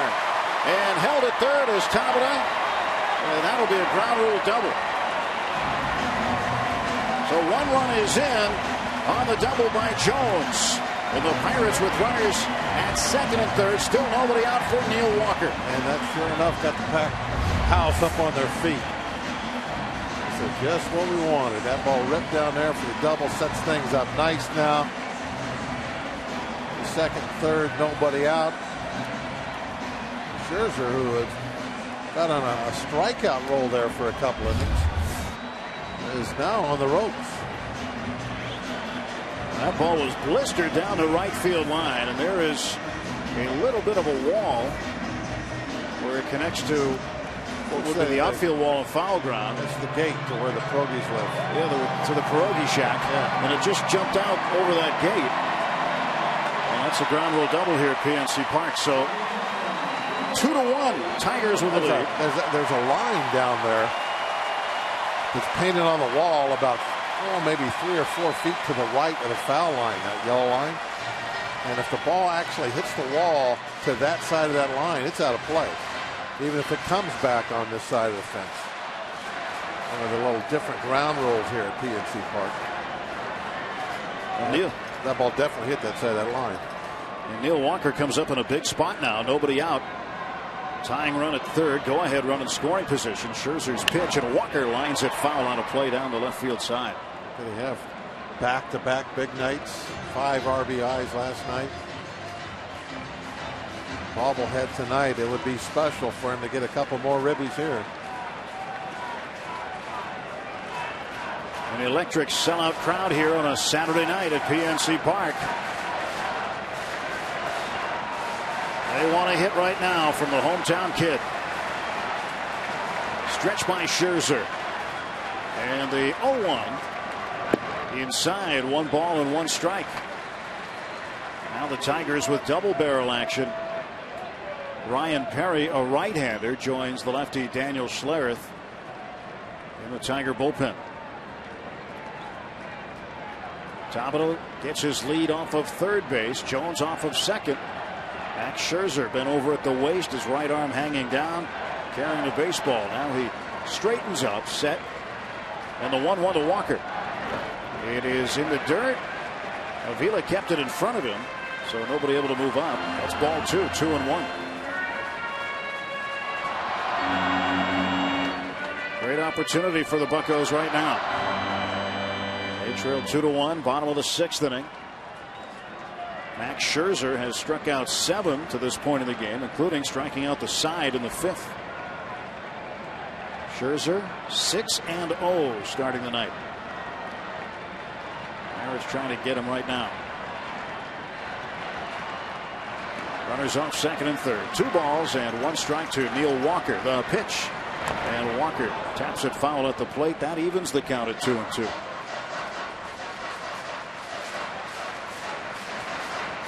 Scherzer gets to a new baseball, walks back on top of the mound. Ideally, Neil would like to pull this ball. He could do that on the ground, even if he didn't get a hit. Just a ground ball over to that side, over to the right side of the field. That scores a run. And it would, of course, also move Jones to 3rd base with just 1 out. This is a very important bat for the Pirates. Scherzer into the set position again. 2 balls, 2 strikes. The kick and the pitch. And Walker fists it foul and out of play over the 3rd base dugout. He's battling right now. He's in 2-strike approach. And when you're doing that, the fastball in your hands is tough to handle. All you want to do is what he just did, foul it off and get another pitch. As Bob mentioned, middle infielders playing back, so anything hit to those guys will tie the game. Outfield shallow. Jackson again playing a shallow center field. 2 balls, 2 strikes. Walker, the switch hitter, batting left-handed against the right-hander Max Scherzer. And Scherzer took too much time for Walker's liking. He calls time and steps out of the box. Scherzer really slows things down when he gets out there, or when there's a somebody at second base, a runner. They take a long time to get the signs straight. Walker hitting .285 right now. Again, the 2-2 offering from Scherzer. And Walker looks at it low, and the count is full 3-2.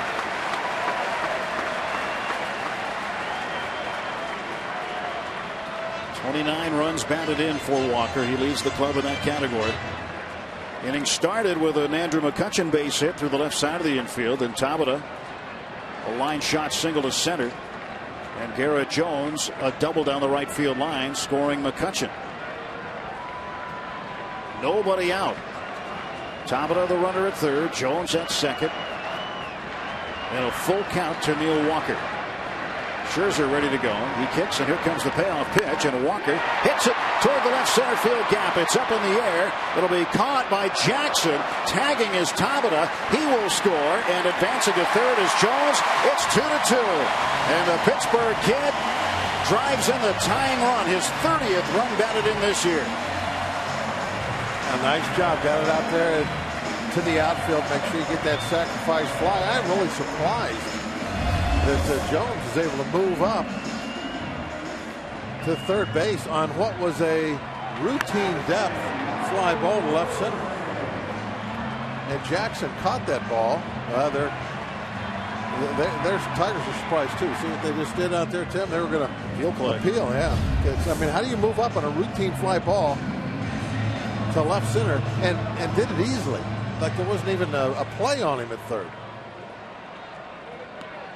But they say that Jonesy did not leave early. Jackson kind of took about 5 steps to that ball. Now the Detroit infield will play in with the go-ahead run at 3rd and 1 out for Lyle Overbay. The pitch, and Overbay lines it foul out of play down the 3rd base side. I think Jackson was just surprised that Jones tagged up and went to 3rd. He caught that ball. Maybe he didn't take 5 steps, but he took 3, maybe 4 steps with it before he even tried to set up and make a throw to 3rd, and that's what gave Jonesy the break. He cut right in front of Dirks. It's the center fielder's ball, whatever he can get to. He called him off the last moment. Dirks laid up at the last moment, but Jackson had to reach a little bit more than he probably normally would like to. 0-1 to Overbay, and the pitch on the way. He grounds it foul past the 3rd base dugout. But as far as stopping that runner going to 3rd, He's the guy that wants to make that play. He's coming toward the left field foul line. He's going to be in much better position to make a throw to third base, theoretically. I'm all about theories. Theories? Theoretically, you're about theories?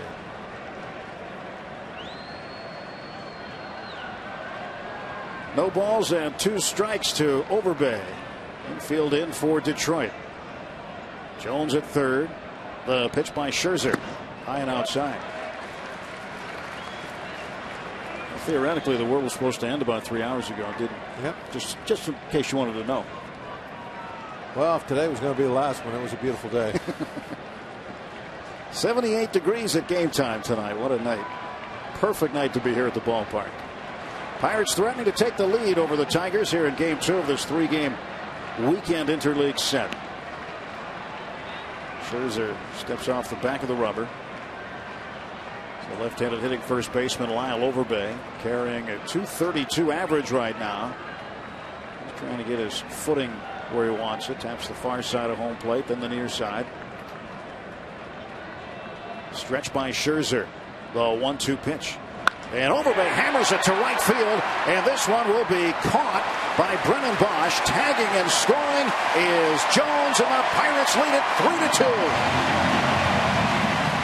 Lyle Overbay, a sacrifice fly, and he drives in his 16th run of the season. The Pirates have played it 3 in the home half of the 6th. There's some nice situational hitting by the Pirates. And again, some, I thought, excellent base running by Garrett Jones. Able to move up and a fly ball out to left center to get the go-ahead run in the scoring position like that to where he could come home on a sac fly. That's, again, that aggressive style of playing the game of base running that the Pirates are trying to push this year. They started in spring training. Domit bangs this one into right field for a base hit. Ryan Domit. The inning continues. Had a .289 average prior to that pitch and swing. First ball swinging, knocks one to right, and he's 2 for 3.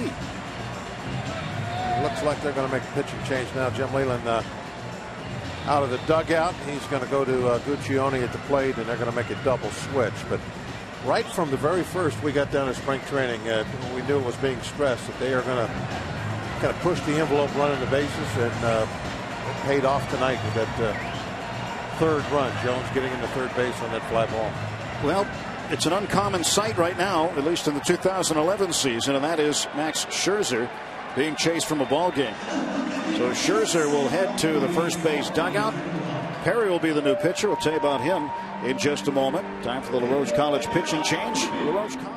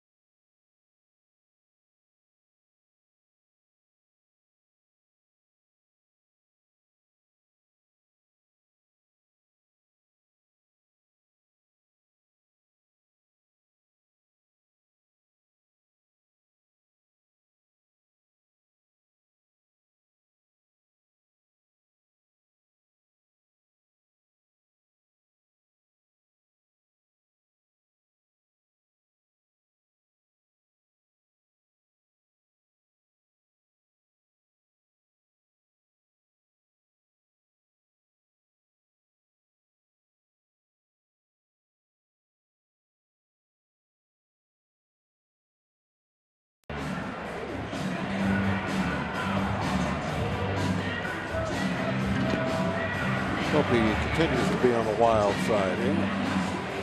Well, I said as we went to the break that there was nobody on, but I forgot about Ryan Domit. He was at the plate for such a short period of time. But actually, the first time, you said there was one on. I said it, and then I doubted myself. Yeah, you got to go with your first. I got to go with my first one. So anyway, Brandon Wood getting an opportunity here with 2 down. Andrew McCutchen, Jose Tabata, back-to-back singles. Garrett Jones, an RBI double. And sacrifice flies by Neil Walker and Lyle Overbay have given the Pirates a 3-2 lead here in the 6th. And Wood swings the first offering from Perry and fouls it back.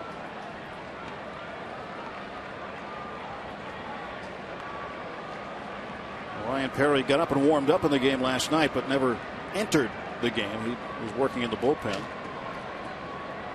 briefly. And Perry, right-hander, working out of the stretch. The pitch. It's in the dirt, blocked by Alex Avila. He had to slide a long way to his right just to keep that ball in front. Like he was on ice.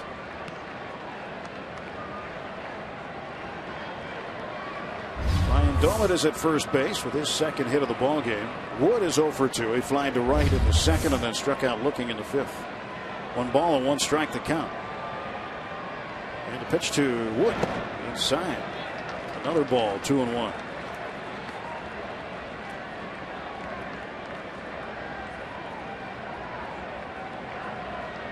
Brandon Wood figures to see a little bit more playing time now that Pedro Alvarez was placed on the 15-day disabled list prior to the game tonight. 2-1. And Wood bangs it toward the middle. That's through and into left center field. Dolan will take a big turnaround second stop there. And Brandon Wood now 1 for 3. And the Pirates continue to hit here in the 6th. 2 on and 2 out for Ronnie Cedeno. Dolan taking a very aggressive turn around second base. Another example of what I'm talking about. That's just, kind of a not much happening type play. Most guys would have just took an easy turn around second, but Dolan, he was busting around there, and if that ball would have been bobbled at all, he'd have been in a position to take off. That's the way you got to play the game every night. Ryan Perry, 24 years of age, out of Pomona, California originally, now lives in Tucson. He, like Daniel Schlereth, who was also warming up with him at the time, both out of the University of Arizona. Teammates there. 0-1 to Ronnie Cedeno. Cedeno 1 for 2. He singled back in the 2nd inning, struck out looking in the 5th. Dome at the runner at second. Wood is at first. 3-2 Pirates. 2 men out. The 0-1. And Cedeno bounces one toward the shortstop. Picked up by Peralta. Throws on to Santiago. Gets the force at second, but the Pirates put 3 up on 5 hits. They leave a pair, and at the end of 6 full at PNC Park, it's the Pirates 3 and the Tigers 2.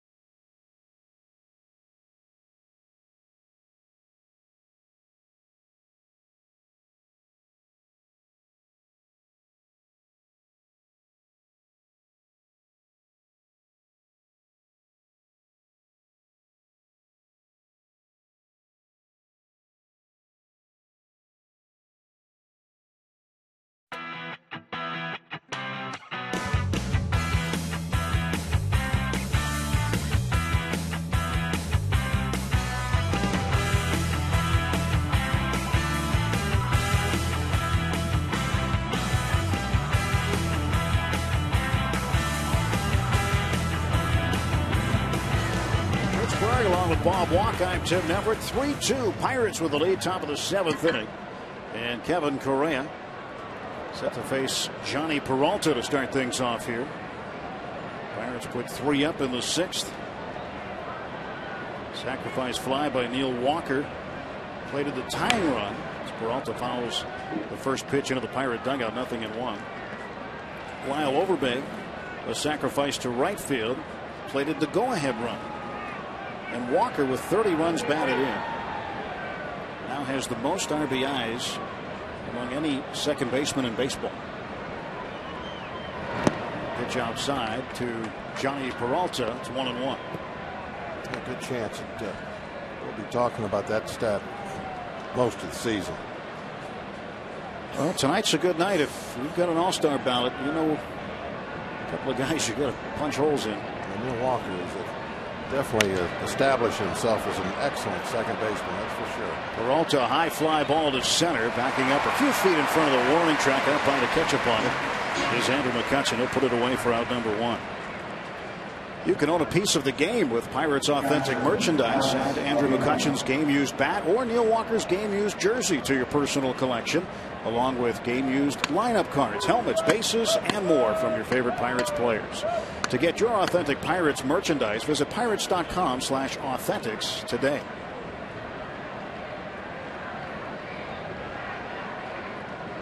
Alex Avila, catcher.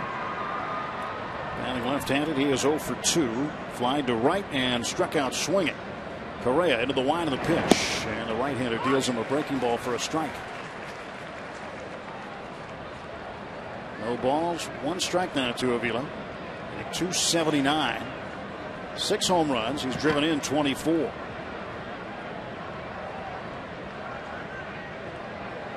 Correa's 0-1 pitch. Right over the outside edge for a strike called. 0-2. Avila didn't play last night, but he did play on the 19th, a couple of nights ago, at Fenway Park in Boston in a 4-3 loss. He went 2 for 4. And he struck out once in that ball game. He's hitting his last 2 starts safely. He'll step out of the box. He awaits Kevin Correa delivering a pitch here. Finally, Avila's ready. 0-2 the count to the Tiger catcher. 1 out, top of the 7th. The windup and the pitch. This one is lifted into shallow left center field, and that'll fall into no man's land for a single. And Avila has now hit in 3 straight games for Detroit. Now, Ronnie gave that one a good run out there, but he just was going to be no chance. He turned his back to the infield and took off, and actually looked like he had a fairly good beat on it. He went the right direction, but he looked up over his shoulder, and it was just going to carry too far. Good effort, though. So the Tigers with a tying run on now in the 7th. Brandon Inge, the third baseman, a 206 hitter. It'd be nice to get out of here with a double play. Correa's only got 85 pitches. He's been efficient. Now pitching with a lead for the first time. Got a shot at a complete game if he can keep that pitch count down. Although, if it's still a 1-run game by the time we get to the 9th, you got to believe Hanrahan will go out there. Pitch on the way to the right-handed hitting Inge. That's just a bit up. Inside as well. 1 ball, no strikes. But he's got to get out of this one, fairly soon. Keep it about 90 pitches. 1-0 to Brandon Inge. Avila off of first base, held on by Overbay. The kick and the pitch, and a strike call. You can join the Pirates Sunday, June 5th for the Pitch for Hope Women's Baseball Clinic. The clinic will instruct women on the proper fundamentals of baseball, including hitting, fielding, and base running. After the clinic, guests will be treated to a private brunch. For more information, call 1-800-BUY-BUCKS or log on to Pirates.com. A portion of the proceeds benefit Glimmer of Hope. You can check all that I just said. I just looked at my scorecard. He's leading off next inning. This is it. 1-run ball game. I don't think he's hit. Inge lifts this one down the right field line, and it will slice into the seats. Foul ball. We owe our stations a break. Let's go with the 10-second station ID break right now. 10 seconds for station.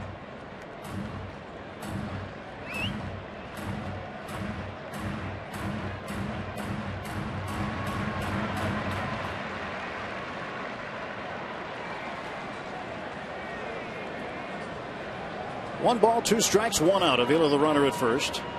And Brandon Inge at the plate. The pitch. Did he offer? No, he held up. Good job by Doman. Pitch in the dirt. That one out front.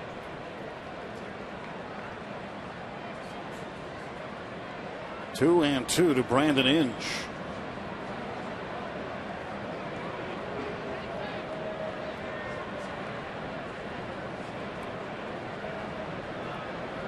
Three runs on 8 hits for the Pirates, 2 runs on 6 hits for the Tigers.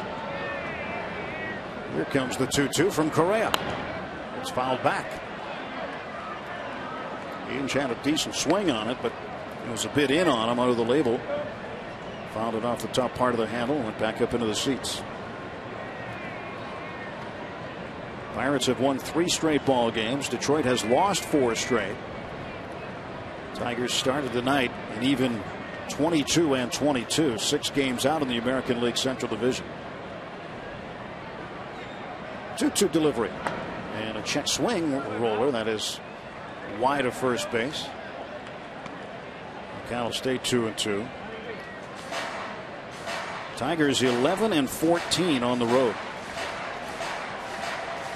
And all time in interleague play at PNC Park, the Tigers are 6 and 7.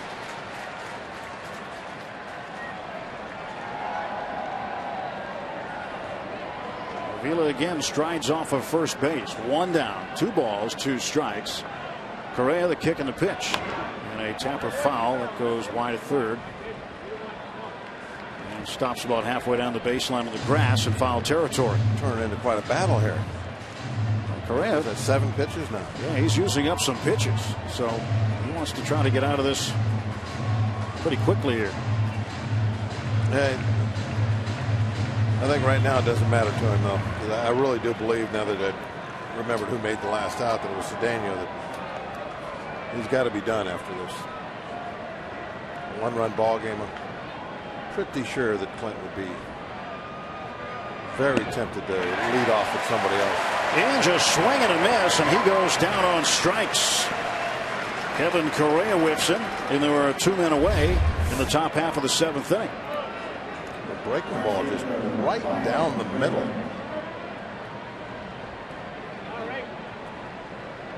That's proof that every time you throw something down the middle, it doesn't always get hit off the wall.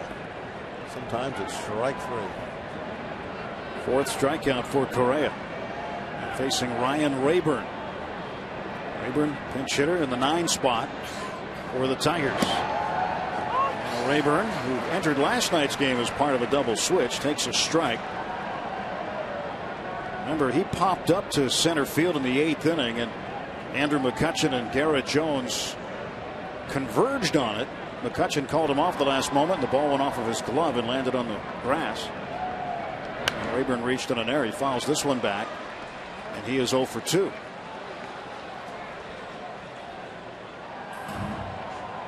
No balls, 2 strikes now to Rayburn. Kevin Correa trying to get out of the 7th. Pirates leading it 3-2 right now. Alex Avila, the tying run, is at first base. Stretched by Correa. And the 0-2 pitch. Went after him, and this one is poked to short right field. That's going to drop in front of Garrett Jones. Avila around second. He's heading for third. The throw by Jones, cut off by Cedeno. And a 2-out single on an 0-2 pitch by Ryan Rayburn. And now the tying run is 90 feet away. Then it was a case also of the Pirate outfield with the tying run at first base and 2 outs, playing no doubles. And they were very deep. Garrett Jones back only a couple steps in front of the warning track, and that gave that ball a better chance of falling in. When you play no doubles, you might give up a cheap single, and that's what happened.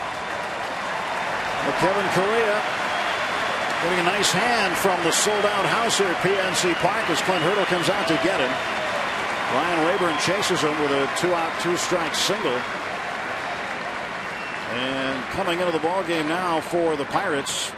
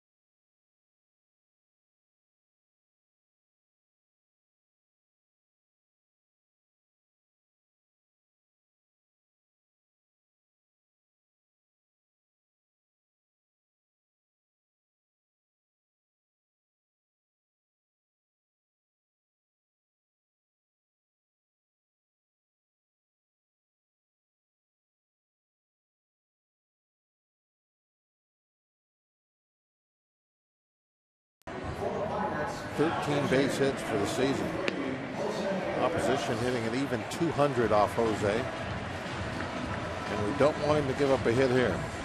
This is a game on the line type situation. This is where you don't get a save, but if you're successful, it's very possible that you did just save the game. It's kind of the tough thing about that save rule. A lot of times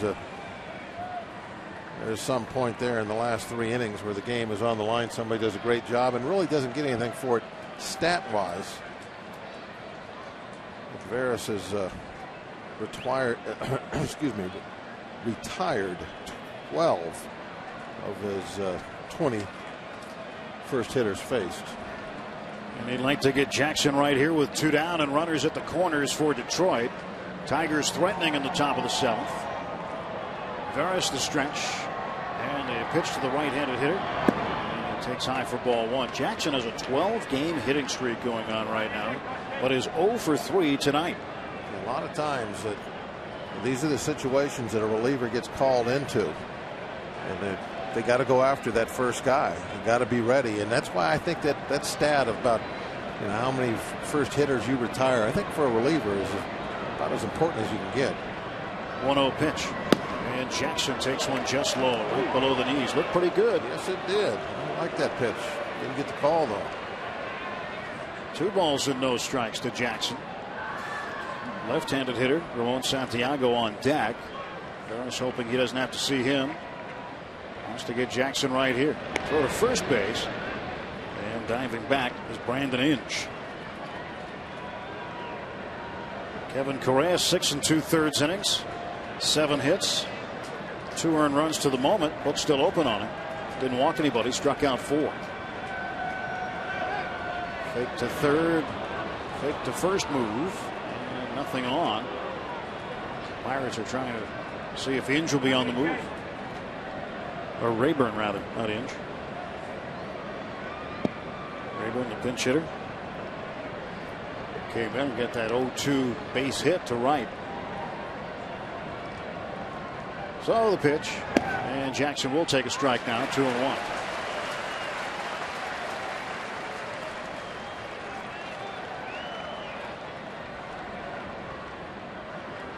Jose Veras trying to protect Kevin Correa's lead right now.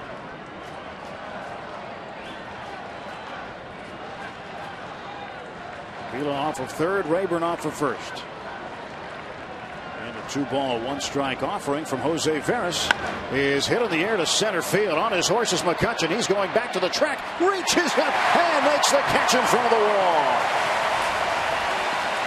Wow, great grab by Andrew McCutchen. It is stretch time at PNC Park. The 7th inning stretch is brought to you by Xfinity, only from Comcast.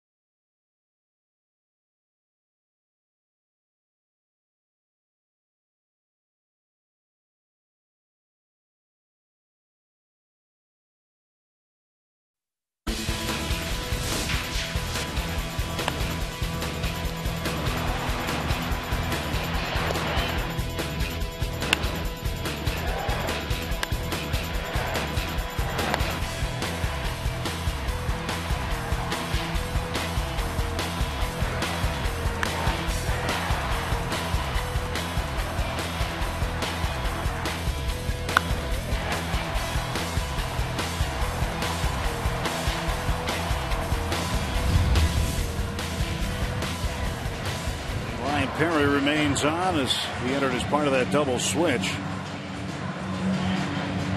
And Jose Veras is making a little bit of personal history right now. The Pirates will send Jose Veras to the plate. This will be the very first Major League plate appearance for Jose Veras. Let's see what he does. Andrew McCutchen is on deck. Why the move here, Bob? I don't know, Tim. I thought they would pinch hit for Correa. Veras takes inside, so far so good for Veras.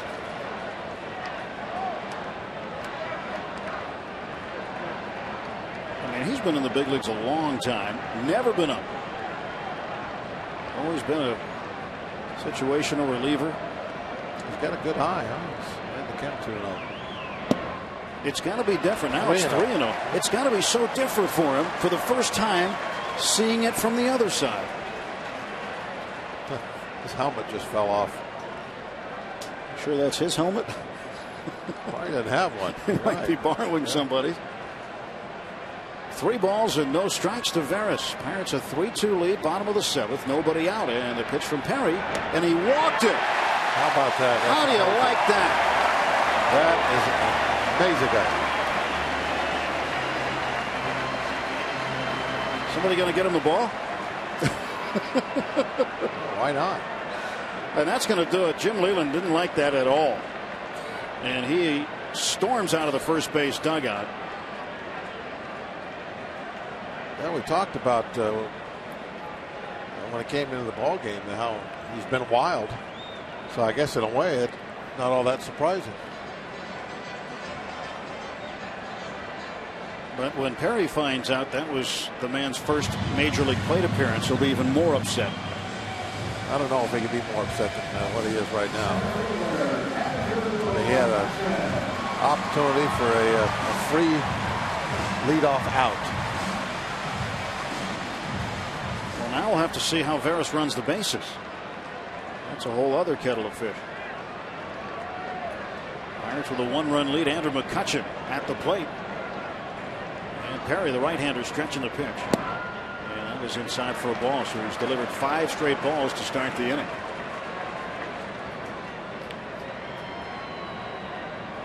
McCutchen is 2 out of 3 tonight. He scored a run in the 6th inning. Base hits in the 1st and the 6th.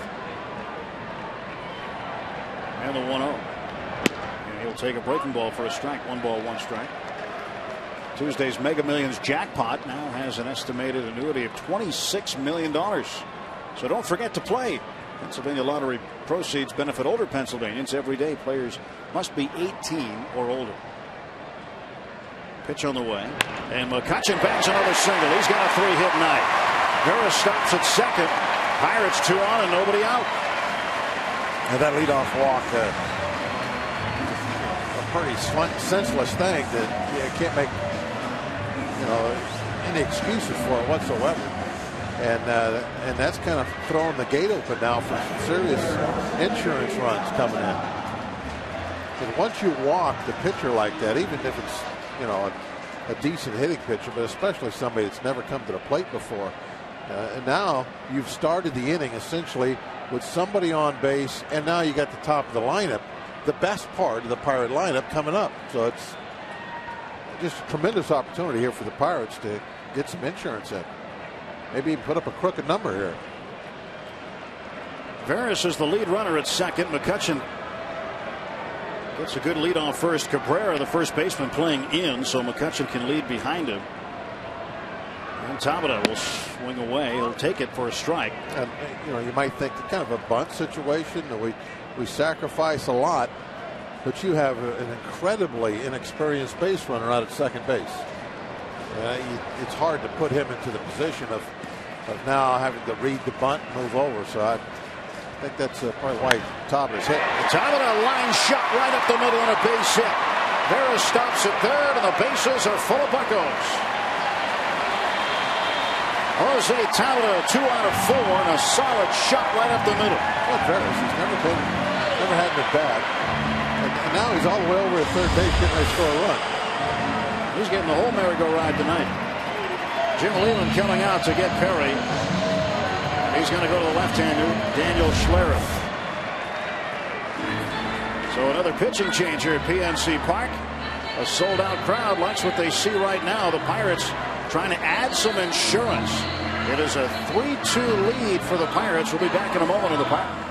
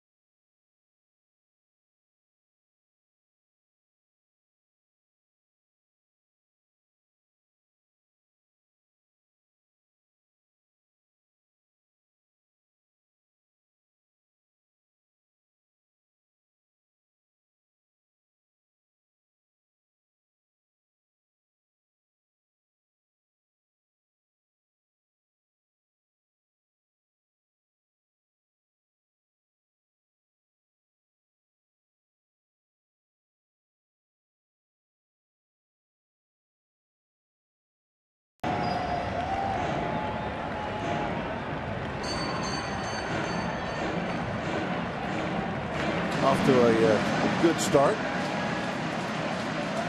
Guess it's not even really a start anymore. We're over a quarter of the way done. Season's flying by. It is, no doubt about it. Well, Daniel Schlereth originally started his collegiate career at the University of Nevada, Las Vegas, and then transferred to the University of Arizona. He is out of Lone Tree, Colorado, in the Denver area, and the son of Super Bowl champion Mark Schlereth, who was a guard on a couple of the Denver Broncos championship teams. He also won a Super Bowl with the Washington Redskins as an offensive lineman. What's his nickname? Stink. Stink, that's right. Yeah, he's one of my favorites. I love watching any of the football shows when he is on. So 3-2, Pirates lead, bottom of the 7th, bases loaded, and Schlereth comes into a stinky situation. Yeah. I worked with his with his dad for a couple of football seasons. I like listening to him. Fun guy. But Schlereth now ready to go. And he'll face Matt Diaz. Diaz pinch hitting.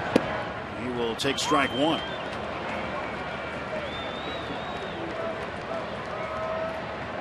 So Clint Hurdle putting Diaz in for Jones.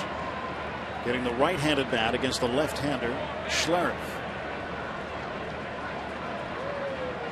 Jose Veras is the runner at third base. Yes, I said Jose Veras. Had his first Major League plate appearance and walked. Diaz takes inside.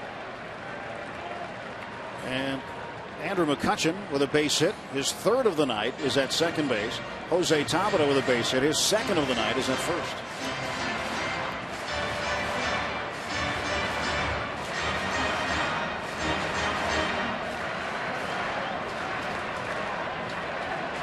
Staring in at Alex Avila, gets his sign.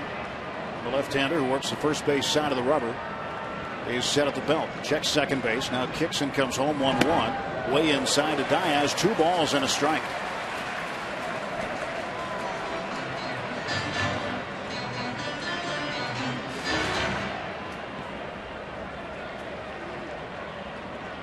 Schlereth came in straight up for Perry, who had entered as part of a double switch.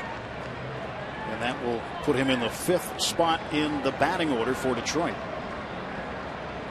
The 2-1. And Diaz whips a base hit to center field. Veras scores. Being waved home is McCutcheon. He will score.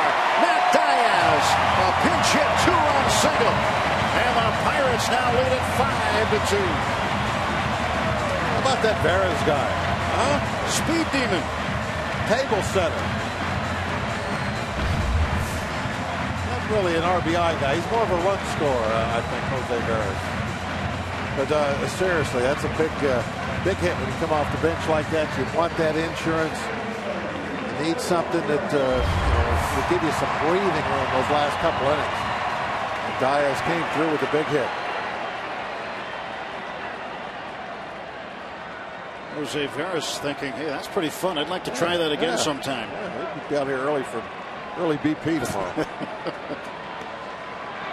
2 runs in here in the bottom of the 7th. Pirates a 5-2 lead. 2 on. Nobody out still. And here is Neil Walker. He swings and hits one high in the air to right center field. Getting underneath it is Ryan Rayburn. He'll make the catch. And tagging from second and going to third is Jose Tabata. So although Walker flies out, he advances a runner. And now the Pirates have men on first and third with 1 out. Yeah, at least that was a positive out to make. Still one run to get. Talbot at third, 1 out. Just a fly ball, routine fly ball. We'll take that. 6-2 lead will look awfully nice.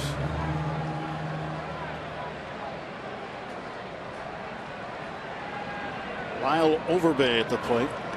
Overbay crushed one last night in the 6th inning. Put it into the bullpen area. I like to see him go that same direction right here. Think left center field. The outfield's playing him shallow.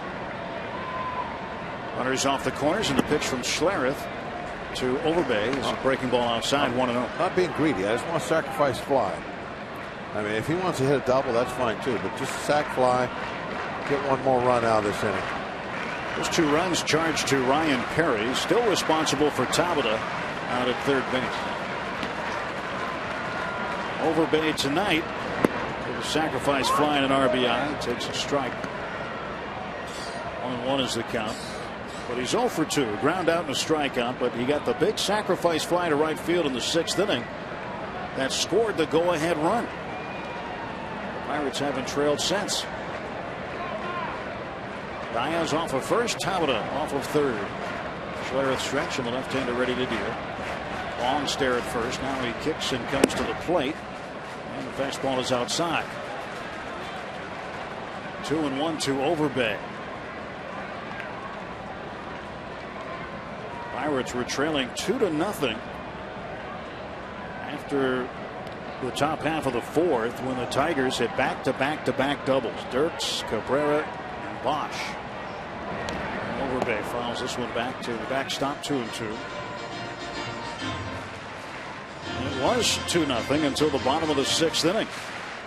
Andrew McCutcheon a leadoff base hit. Tabata followed with a single. Jones a ground rule double, scoring McCutcheon.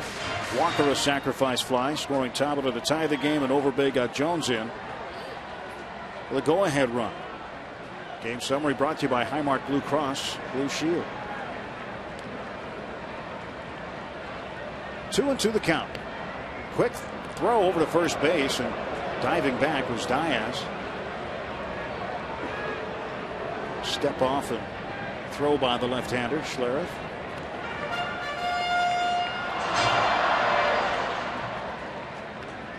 You know how big his dad was when he played guard for the Broncos? 310 pounds. See him now? He's about 220, maybe 210. He'd have lost 100 pounds. Overbay swings and strikes out. Going down to second base, Diaz. He's hung up. Trying to stay hung up. Tabata coming to the plate. He will score. And Diaz still in the rundown. Diaz finally is going to get tagged out after a marathon between first and second. And score the run as Tabata came in before the final out. So it turned into a fairly decent play. going to be a little argument out there on the infield, too, before this thing's all done, because it looked to me like somebody ran into Diaz. They was going back and forth so fast, I couldn't tell which one it was. But if that was the case, if I saw that right, that's interference. Diaz should be safe. But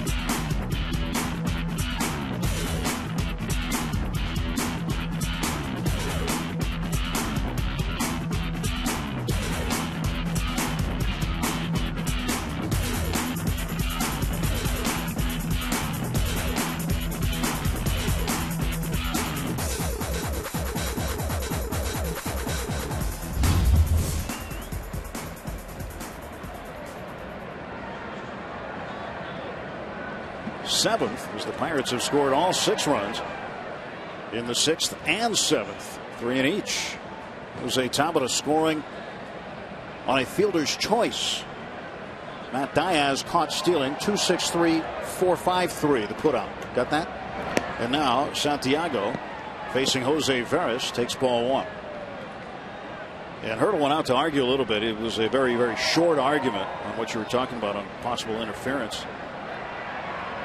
But Pirates definitely take the run and move on to the 8th. Pitch on the way, and Santiago held up, trying to offer what was able to hold. He peeled down to third base, and Mark Wegner, the umpire there, said he did not go. When you're in one of those rundowns, you know that your only really chance of getting out of that is for someone to make a mistake or for you to run into somebody that doesn't have the baseball. When you're in that rundown and you're throwing it back and forth, ball's taken downstairs. After you throw it, you got to peel off. And if you don't peel off soon enough or far enough, as soon as that runner turns around, starts coming back at you, he's going to be hunting you. Yeah. And if he thinks he can, get you with a shoulder or something like that, and then complain to the umpire, that's his best chance of getting out of that. The real pitch to Santiago is a fastball taken for a strike. 3-1. And that's what Diaz did. There was a little bit of contact, kind of just they brushed as he went by. Diaz immediately started pointing, and the umpire, though, gave the safe call. And then after it was all said and done, Diaz talked to him about it and ran off the field. No big deal. Veras pumps in strike 2. 3 balls and 2 strikes. I think if, let's say Diaz was the go-ahead run instead of a 6-2 score, we would have saw quite an argument out there about that play. But since we just got 3 insurance runs that inning, it was like, okay, well, we'll go play defense now. 3-2's fouled back. Well, Pirates looked a bit sluggish against Max Scherzer in the early going. And got to him finally in the 6th inning. Ryan Perry, incidentally, charged with all 3 of those runs for Detroit. 3 balls, 2 strikes. Nobody out, nobody on. The pitch. Santiago will go down to first base. One off the glove of Doman to the backstop. And Santiago jogging down to first. So a man aboard. Leadoff walk for Santiago. Give Matt Diaz credit, though. He's not exactly an Olympic track star, okay? But he did a great job staying in that rundown. He knew Tabata was going to break to the plate, and he just had to get hung up long enough to let Tabata score before he was tagged out. And during that whole thing, you got to. Yeah, I don't know if you can actually take a look to see where Tabata is, or if you just doesn't really matter where he's at. You just stay, I guess, as long as you can in that rundown. But that's his job. Don't get tagged until Tabata touches home plate. Andy Dirks takes ball 1 high from Veras. But I was also extremely surprised that they didn't throw home to try and get Tabata. You know, seeing what the score was, they were already down 5-2. 3 runs is tough enough to get. It's almost like they conceded a 4th run. They never even made a play at the plate. Pirate bullpen getting up. Joe Beimel started to throw. 1-0 pitch.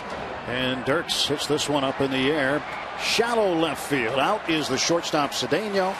He'll make the catch. And there's 1 down. Don't forget tomorrow, Greg Brown and Pirates general manager Neil Huntington. 12:35. Trip Total Media Pirates pregame show at 1:10. Have the Clint Hurdle show in there as well. And the first pitch at 1:35. Greg Brown, Steve Blass have the call on radio right here tomorrow. Starting to get closer and closer to June. You know what that means. #1 pick in the nation is going to be coming up soon. Just a couple of weeks. That'll be certainly a big story. Yeah, they'll be talking about that. Who will it be?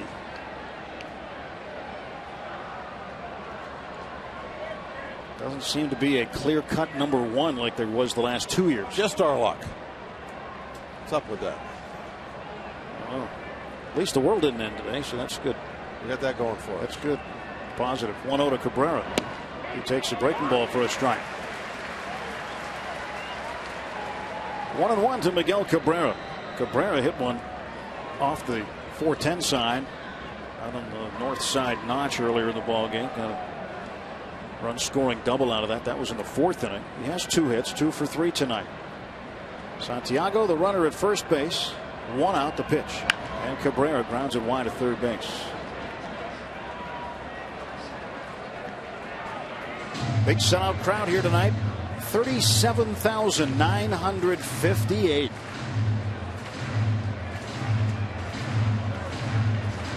And every one of them has been into this ball game. Not much to cheer about the first half of the game, but a lot of action, kind of like last night's game. It was dominated by the pitchers early on, and well, they've broke out the offense. 6 runs on 11 hits. All 6 of those runs coming after the 5th. Cabrera offered, and it looked like Cabrera wanted the appeal. He was asking for some help, but he went around, and home plate umpire Chris Guccione calls him out. 2 down, a strikeout for Veras. Didn't it look like he wanted the appeal? Well, he was. That was part of his argument. He was gesturing down, probably asking, "How can you make that call without at least asking for help?" That's what he was saying. His arm just happened to be pointed in that direction. That was just a little forced. Well, no, he wanted him to ask. He said, "You have to, ask for help on that. You can't make that on your own." That's what the hitter is saying. That's why he's pointing down that way. A pinch hitting, Victor Martinez. Stand in now and bat in the 5th spot for Detroit with 2 down here in the 8th. Santiago, the runner at first base. Veras stretch and a pitch. Gets a strike right at the knees on the inside corner. The hitter can never ask for a play to be overturned, a call to be overturned. Well, that's what was funny about that, because the gesture looked like I want an appeal, but you're right. He was asking if just get some help. Yeah, that's what he was saying. That's just a common argument for hitters when they get called out on a check swing.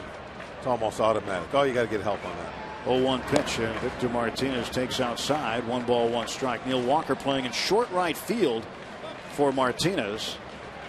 There's the Pirates infield shifted over a bit. Cedeno now will shift over even farther, and the Pirates will adjust their shift. So Brandon Wood playing in the shortstop position.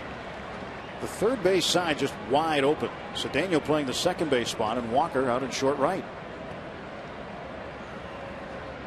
2 outs, 1 on, the 1-1.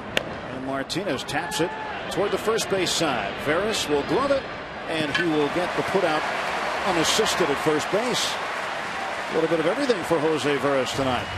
We'll go to the bottom of the 8th here at PNC Park. The score, the Pirates 6 and the Tigers 2.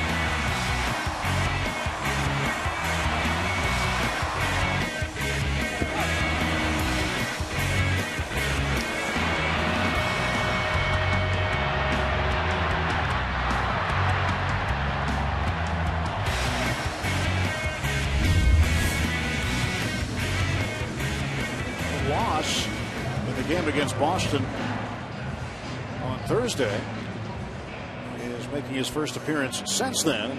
He will face Ryan Domit, Brandon Wood, and Ronnie Cedeno. Albuquerque is got a record of 0-1, 3.95 ERA. This is his 13th game. Been giving up many hits. Opposition hitting just 149, 7 hits in 13 innings. Pirates a 6-2 lead, bottom of the 8th inning, and Domit batting left-handed, facing Albuquerque. And the pitch is in there for a strike. Now his name is spelled a little bit differently than the city in New Mexico. Alburquerque.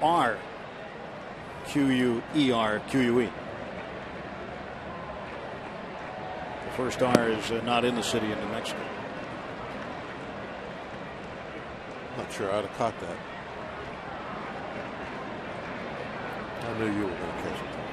I've been there a lot, that's right.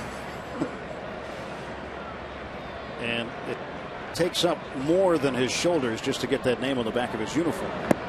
Swing and a miss by Domit, and he goes down on 3 pitches.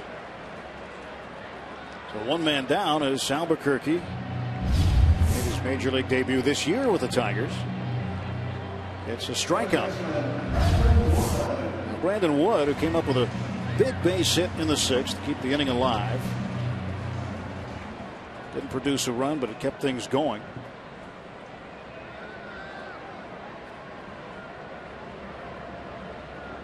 Right-handed batter waits, and Albuquerque delivers. Swung on, fouled back. Tonight's play that made a difference was the sacrifice fly by Lyle Overbay in the 6th inning that brought in the go-ahead run, scoring Garrett Jones. Be a major league lifesaver with the Pittsburgh Pirates and Central Blood Bank, and make a difference by donating blood. Wood hits this one up in the air to left field. Going back is Andy Dirks. He makes the catch. There are 2 down now in the Pirate 8th.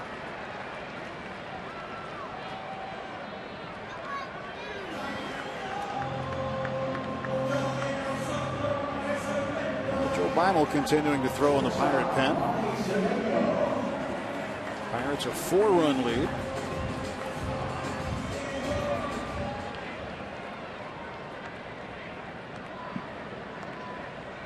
Once Beimel gets in the game, I think all the Pennsylvania guys on the rosters will have played in this series.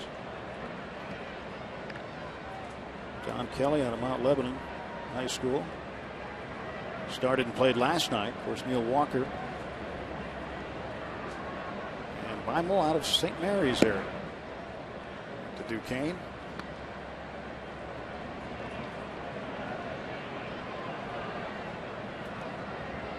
John Kelly, the brother-in-law of Neil Walker.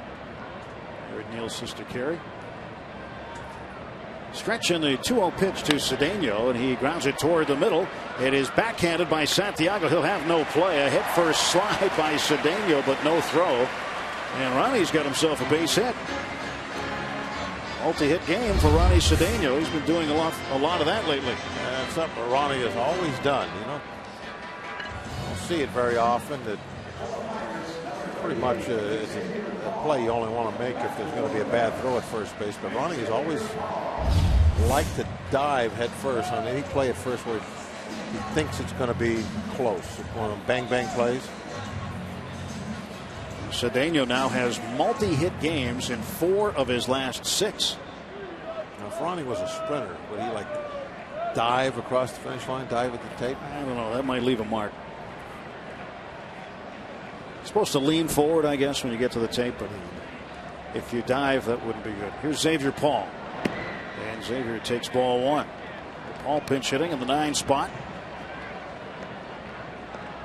Veras did a good job in that spot at the plate. He walked and scored his first and only major league plate appearance. Good leadoff man. That was Xavier Paul in there. He'll step out for a moment.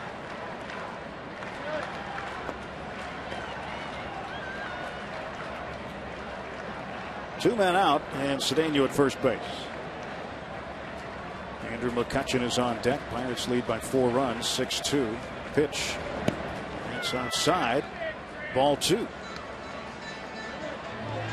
Milwaukee has beaten Colorado tonight 3-2 at Miller Park in Milwaukee. They've taken the first 2 games of that 3-game set. They'll win that series. It's the only National League game. Everything else interleague. Here comes the 2-0 from Albuquerque. And Paul swings and misses. Sound like you were talking about a train or something. Could have been. The 2-1 from Albuquerque. Heading straight to El Paso. What was that movie? Something Yuma. 3:10 to Yuma. Yeah, something like that. And Paul bounces this one foul past the first base dugout.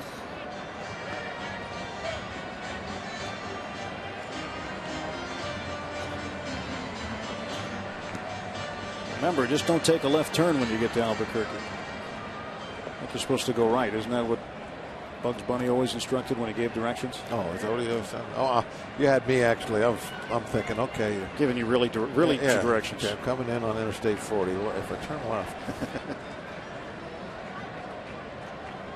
2-2 pitch, and Paul rips it foul. Oh, wait, is that the 40 that goes through Albuquerque? It is. That is. It is. That's very good. 40 and the 25. Big crisscross. So if you took a left on 25, I don't know where you'd go. If you took a right, you'd end up Santa Fe. Santa Fe. 2 balls and 2 strikes, 2 down. Cedeno leads from first base, and Al Albuquerque on the hill. El Paso, I think that's right where it goes. Go left. Pitch in the dirt. That'd be 40. Because that's east. El Paso is not south of Albuquerque? I know it's east. Could be southeast. Yeah. But maybe you're right. It's right on the border of Mexico, where Albuquerque, Texas, and Mexico come together. You're the GPS. See, you shouldn't have never asked me which way. I should never get into these discussions with you because you are the Cliff Clavin that I know. You know all these obscure things. Cedeno takes off, and Paul looks at strike 3. So we'll go to the top of the 9th inning at PNC Park, and the Pirates trying to shut down the Tigers. They lead it 6-2.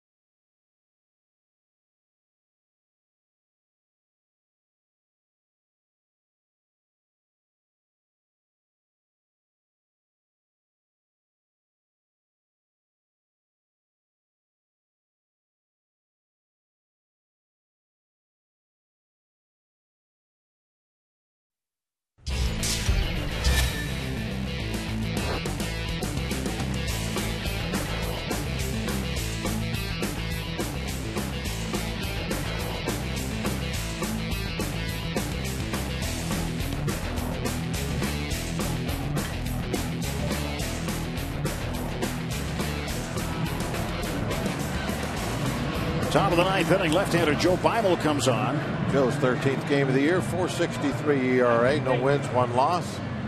Giving up 10 hits in almost 12 innings, 11 2/3. Joe has got 10 strikeouts on the year.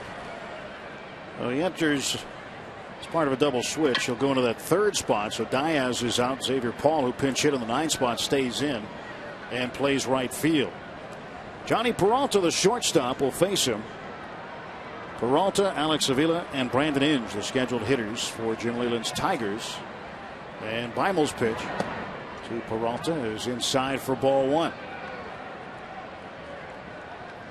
Peralta tonight is 0 for 3. He's flied out 3 times. Once he popped out to Neil Walker at second in the 2nd inning, and he's flied to McCutchen at center twice. Here comes the 1-0 from Joe Beimel. And a slowly hit ground ball to the 3rd base side. Beimel went to slide to get into a fielding position, and he kicked it. And the ball went into foul territory. And safe at first is Peralta. A strange looking play, wasn't it? That went off his knee. So Peralta is aboard. It's like Hanrahan is going to start cranking it up in the pen. A base hit for Peralta. Not a strange one, but a base hit nonetheless. Alex Avila 1 for 3. Left-handed hitting catcher facing the lefty Joe Beimel. Middle infield looks for 2. And Avila waits. And the pitch from Beimel is right in there for a strike. We'll get a station break in here momentarily. Let our stations identify themselves. Kids Day tomorrow, as Pirates will wrap up this 3-game series with the Tigers.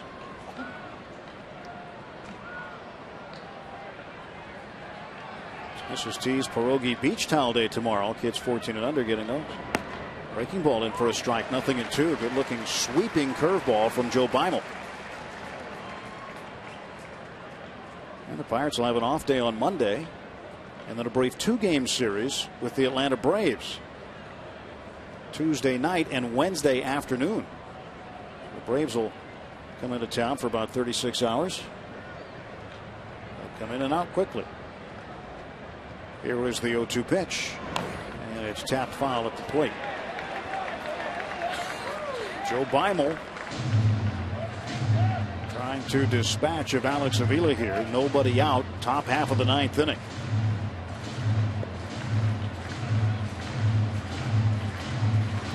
Most of the games in progress have gone final.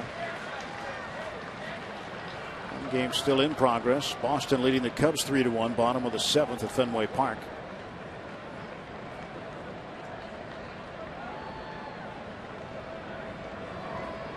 Stretch by Beimel, looks at first, now the 0-2. Swing and a tapper foul. Let's pause 10 seconds for station ID. This is the Pirates Baseball Network.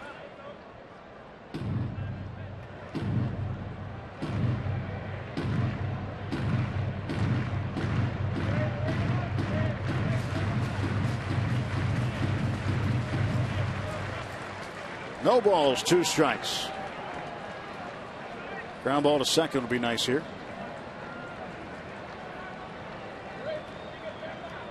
Peralta off of first base. And the pitch from Beimel. Missed off the outside edge for ball 1. Tried to clip that upper corner. And it just missed.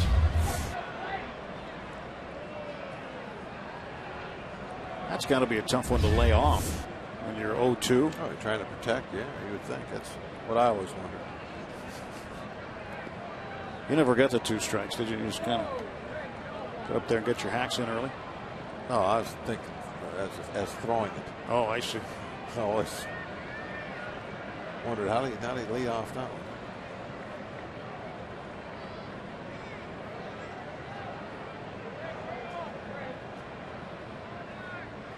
one. 1-2 the count.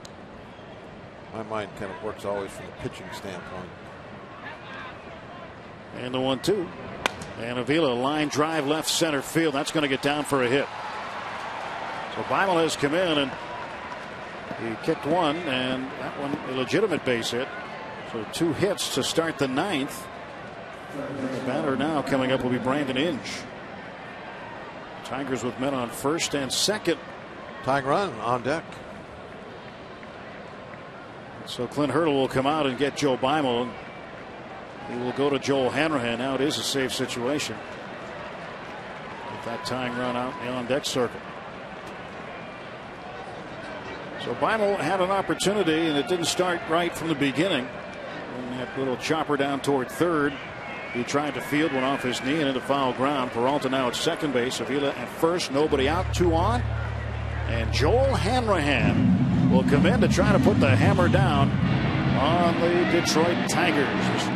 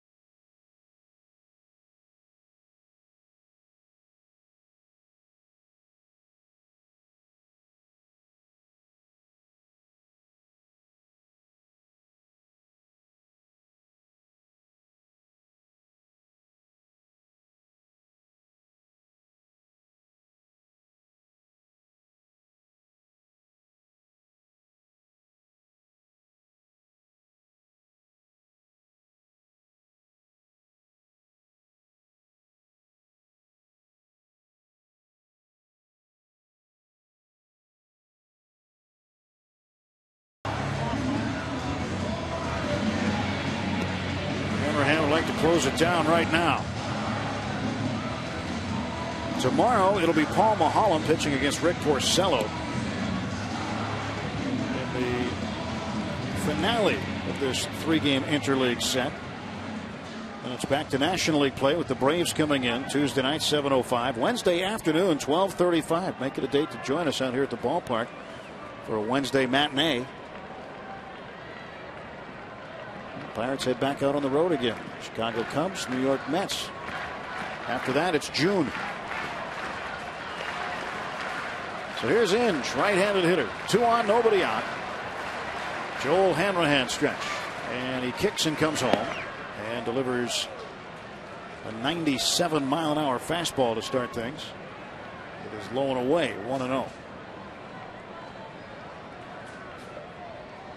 1 ball, no strikes. Inge is 0 for 3 tonight. And the pitch is hit in the air to right field. It's going to get down in front of Xavier Paul. Runner will be held at third, and now the bases are full of Tigers. And the tying run comes to the plate. I don't think we needed all this 9th inning drama, did we? No. Things were just sailing along. Well, now you want to get some outs here. Not that they weren't trying before, but outs are at a premium right now with a tying run at the plate. You can give up a run for an out here. Pirates will play for 2 in the middle. And the corners are back as well. Here's the pitch to Rayburn, right-handed hitter. He takes a strike, a fastball at 97. Ryan Rayburn hitting .210.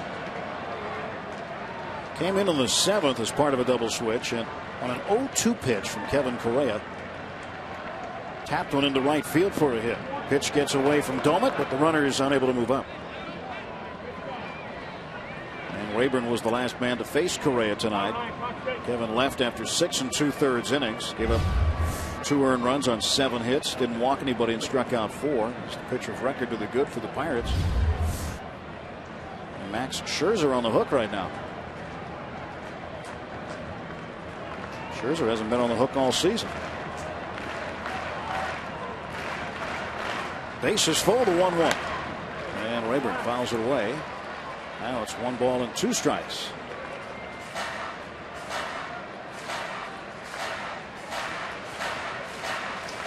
Joel Hanrahan, hard throwing right-hander. Pirates closer. With a 1 ball, 2 strike count on Rayburn. Right-handed hitter waits. Now the pitch. It is high, 2-2. Coming into spring training, there was some question as to whether or not Joel Hanrahan or Evan Meek would be the closer. And Clint Hurdle said that he would name a closer before the heavy stuff at spring training started, which he did do. Really helped the mindset of Hanrahan, knowing what his role was going to be. 2-2, right over the outside corner. 99-mile-an-hour fastball. Strike 3 call. That's a tough pitch to hit when it's 99 and it's painted on the black.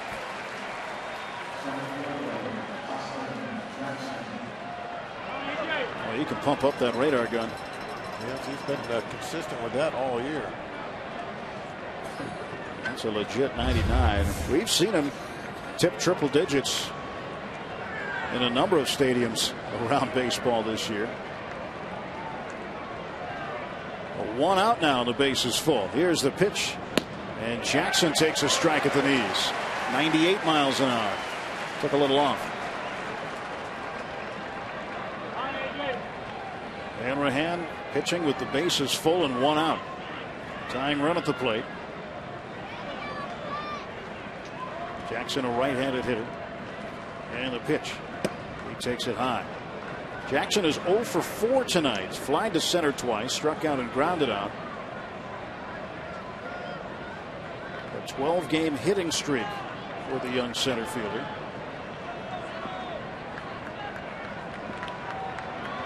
2-0 is the count. Hanrahan's pitch. That's low and outside, 3-0. Nowhere to put him. If you're Jackson, you're looking for a fastball down the middle. 3 balls, no strikes.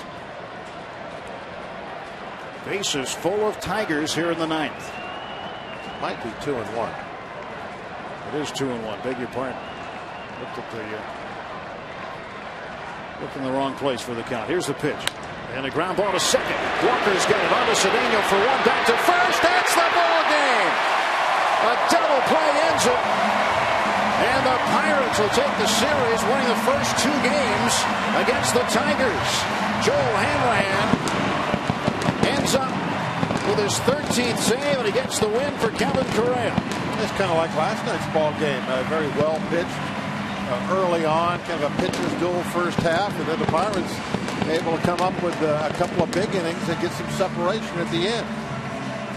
Even though the 9th inning had a little drama in it, still you felt like you were able to kind of pull away at the end and really keep some momentum going. I think that's always ideal. You have that big inning, and then don't sit on it. Add on a little bit. And tonight, not only did they add on, they added on another 3 spot. It was huge. A great ball game.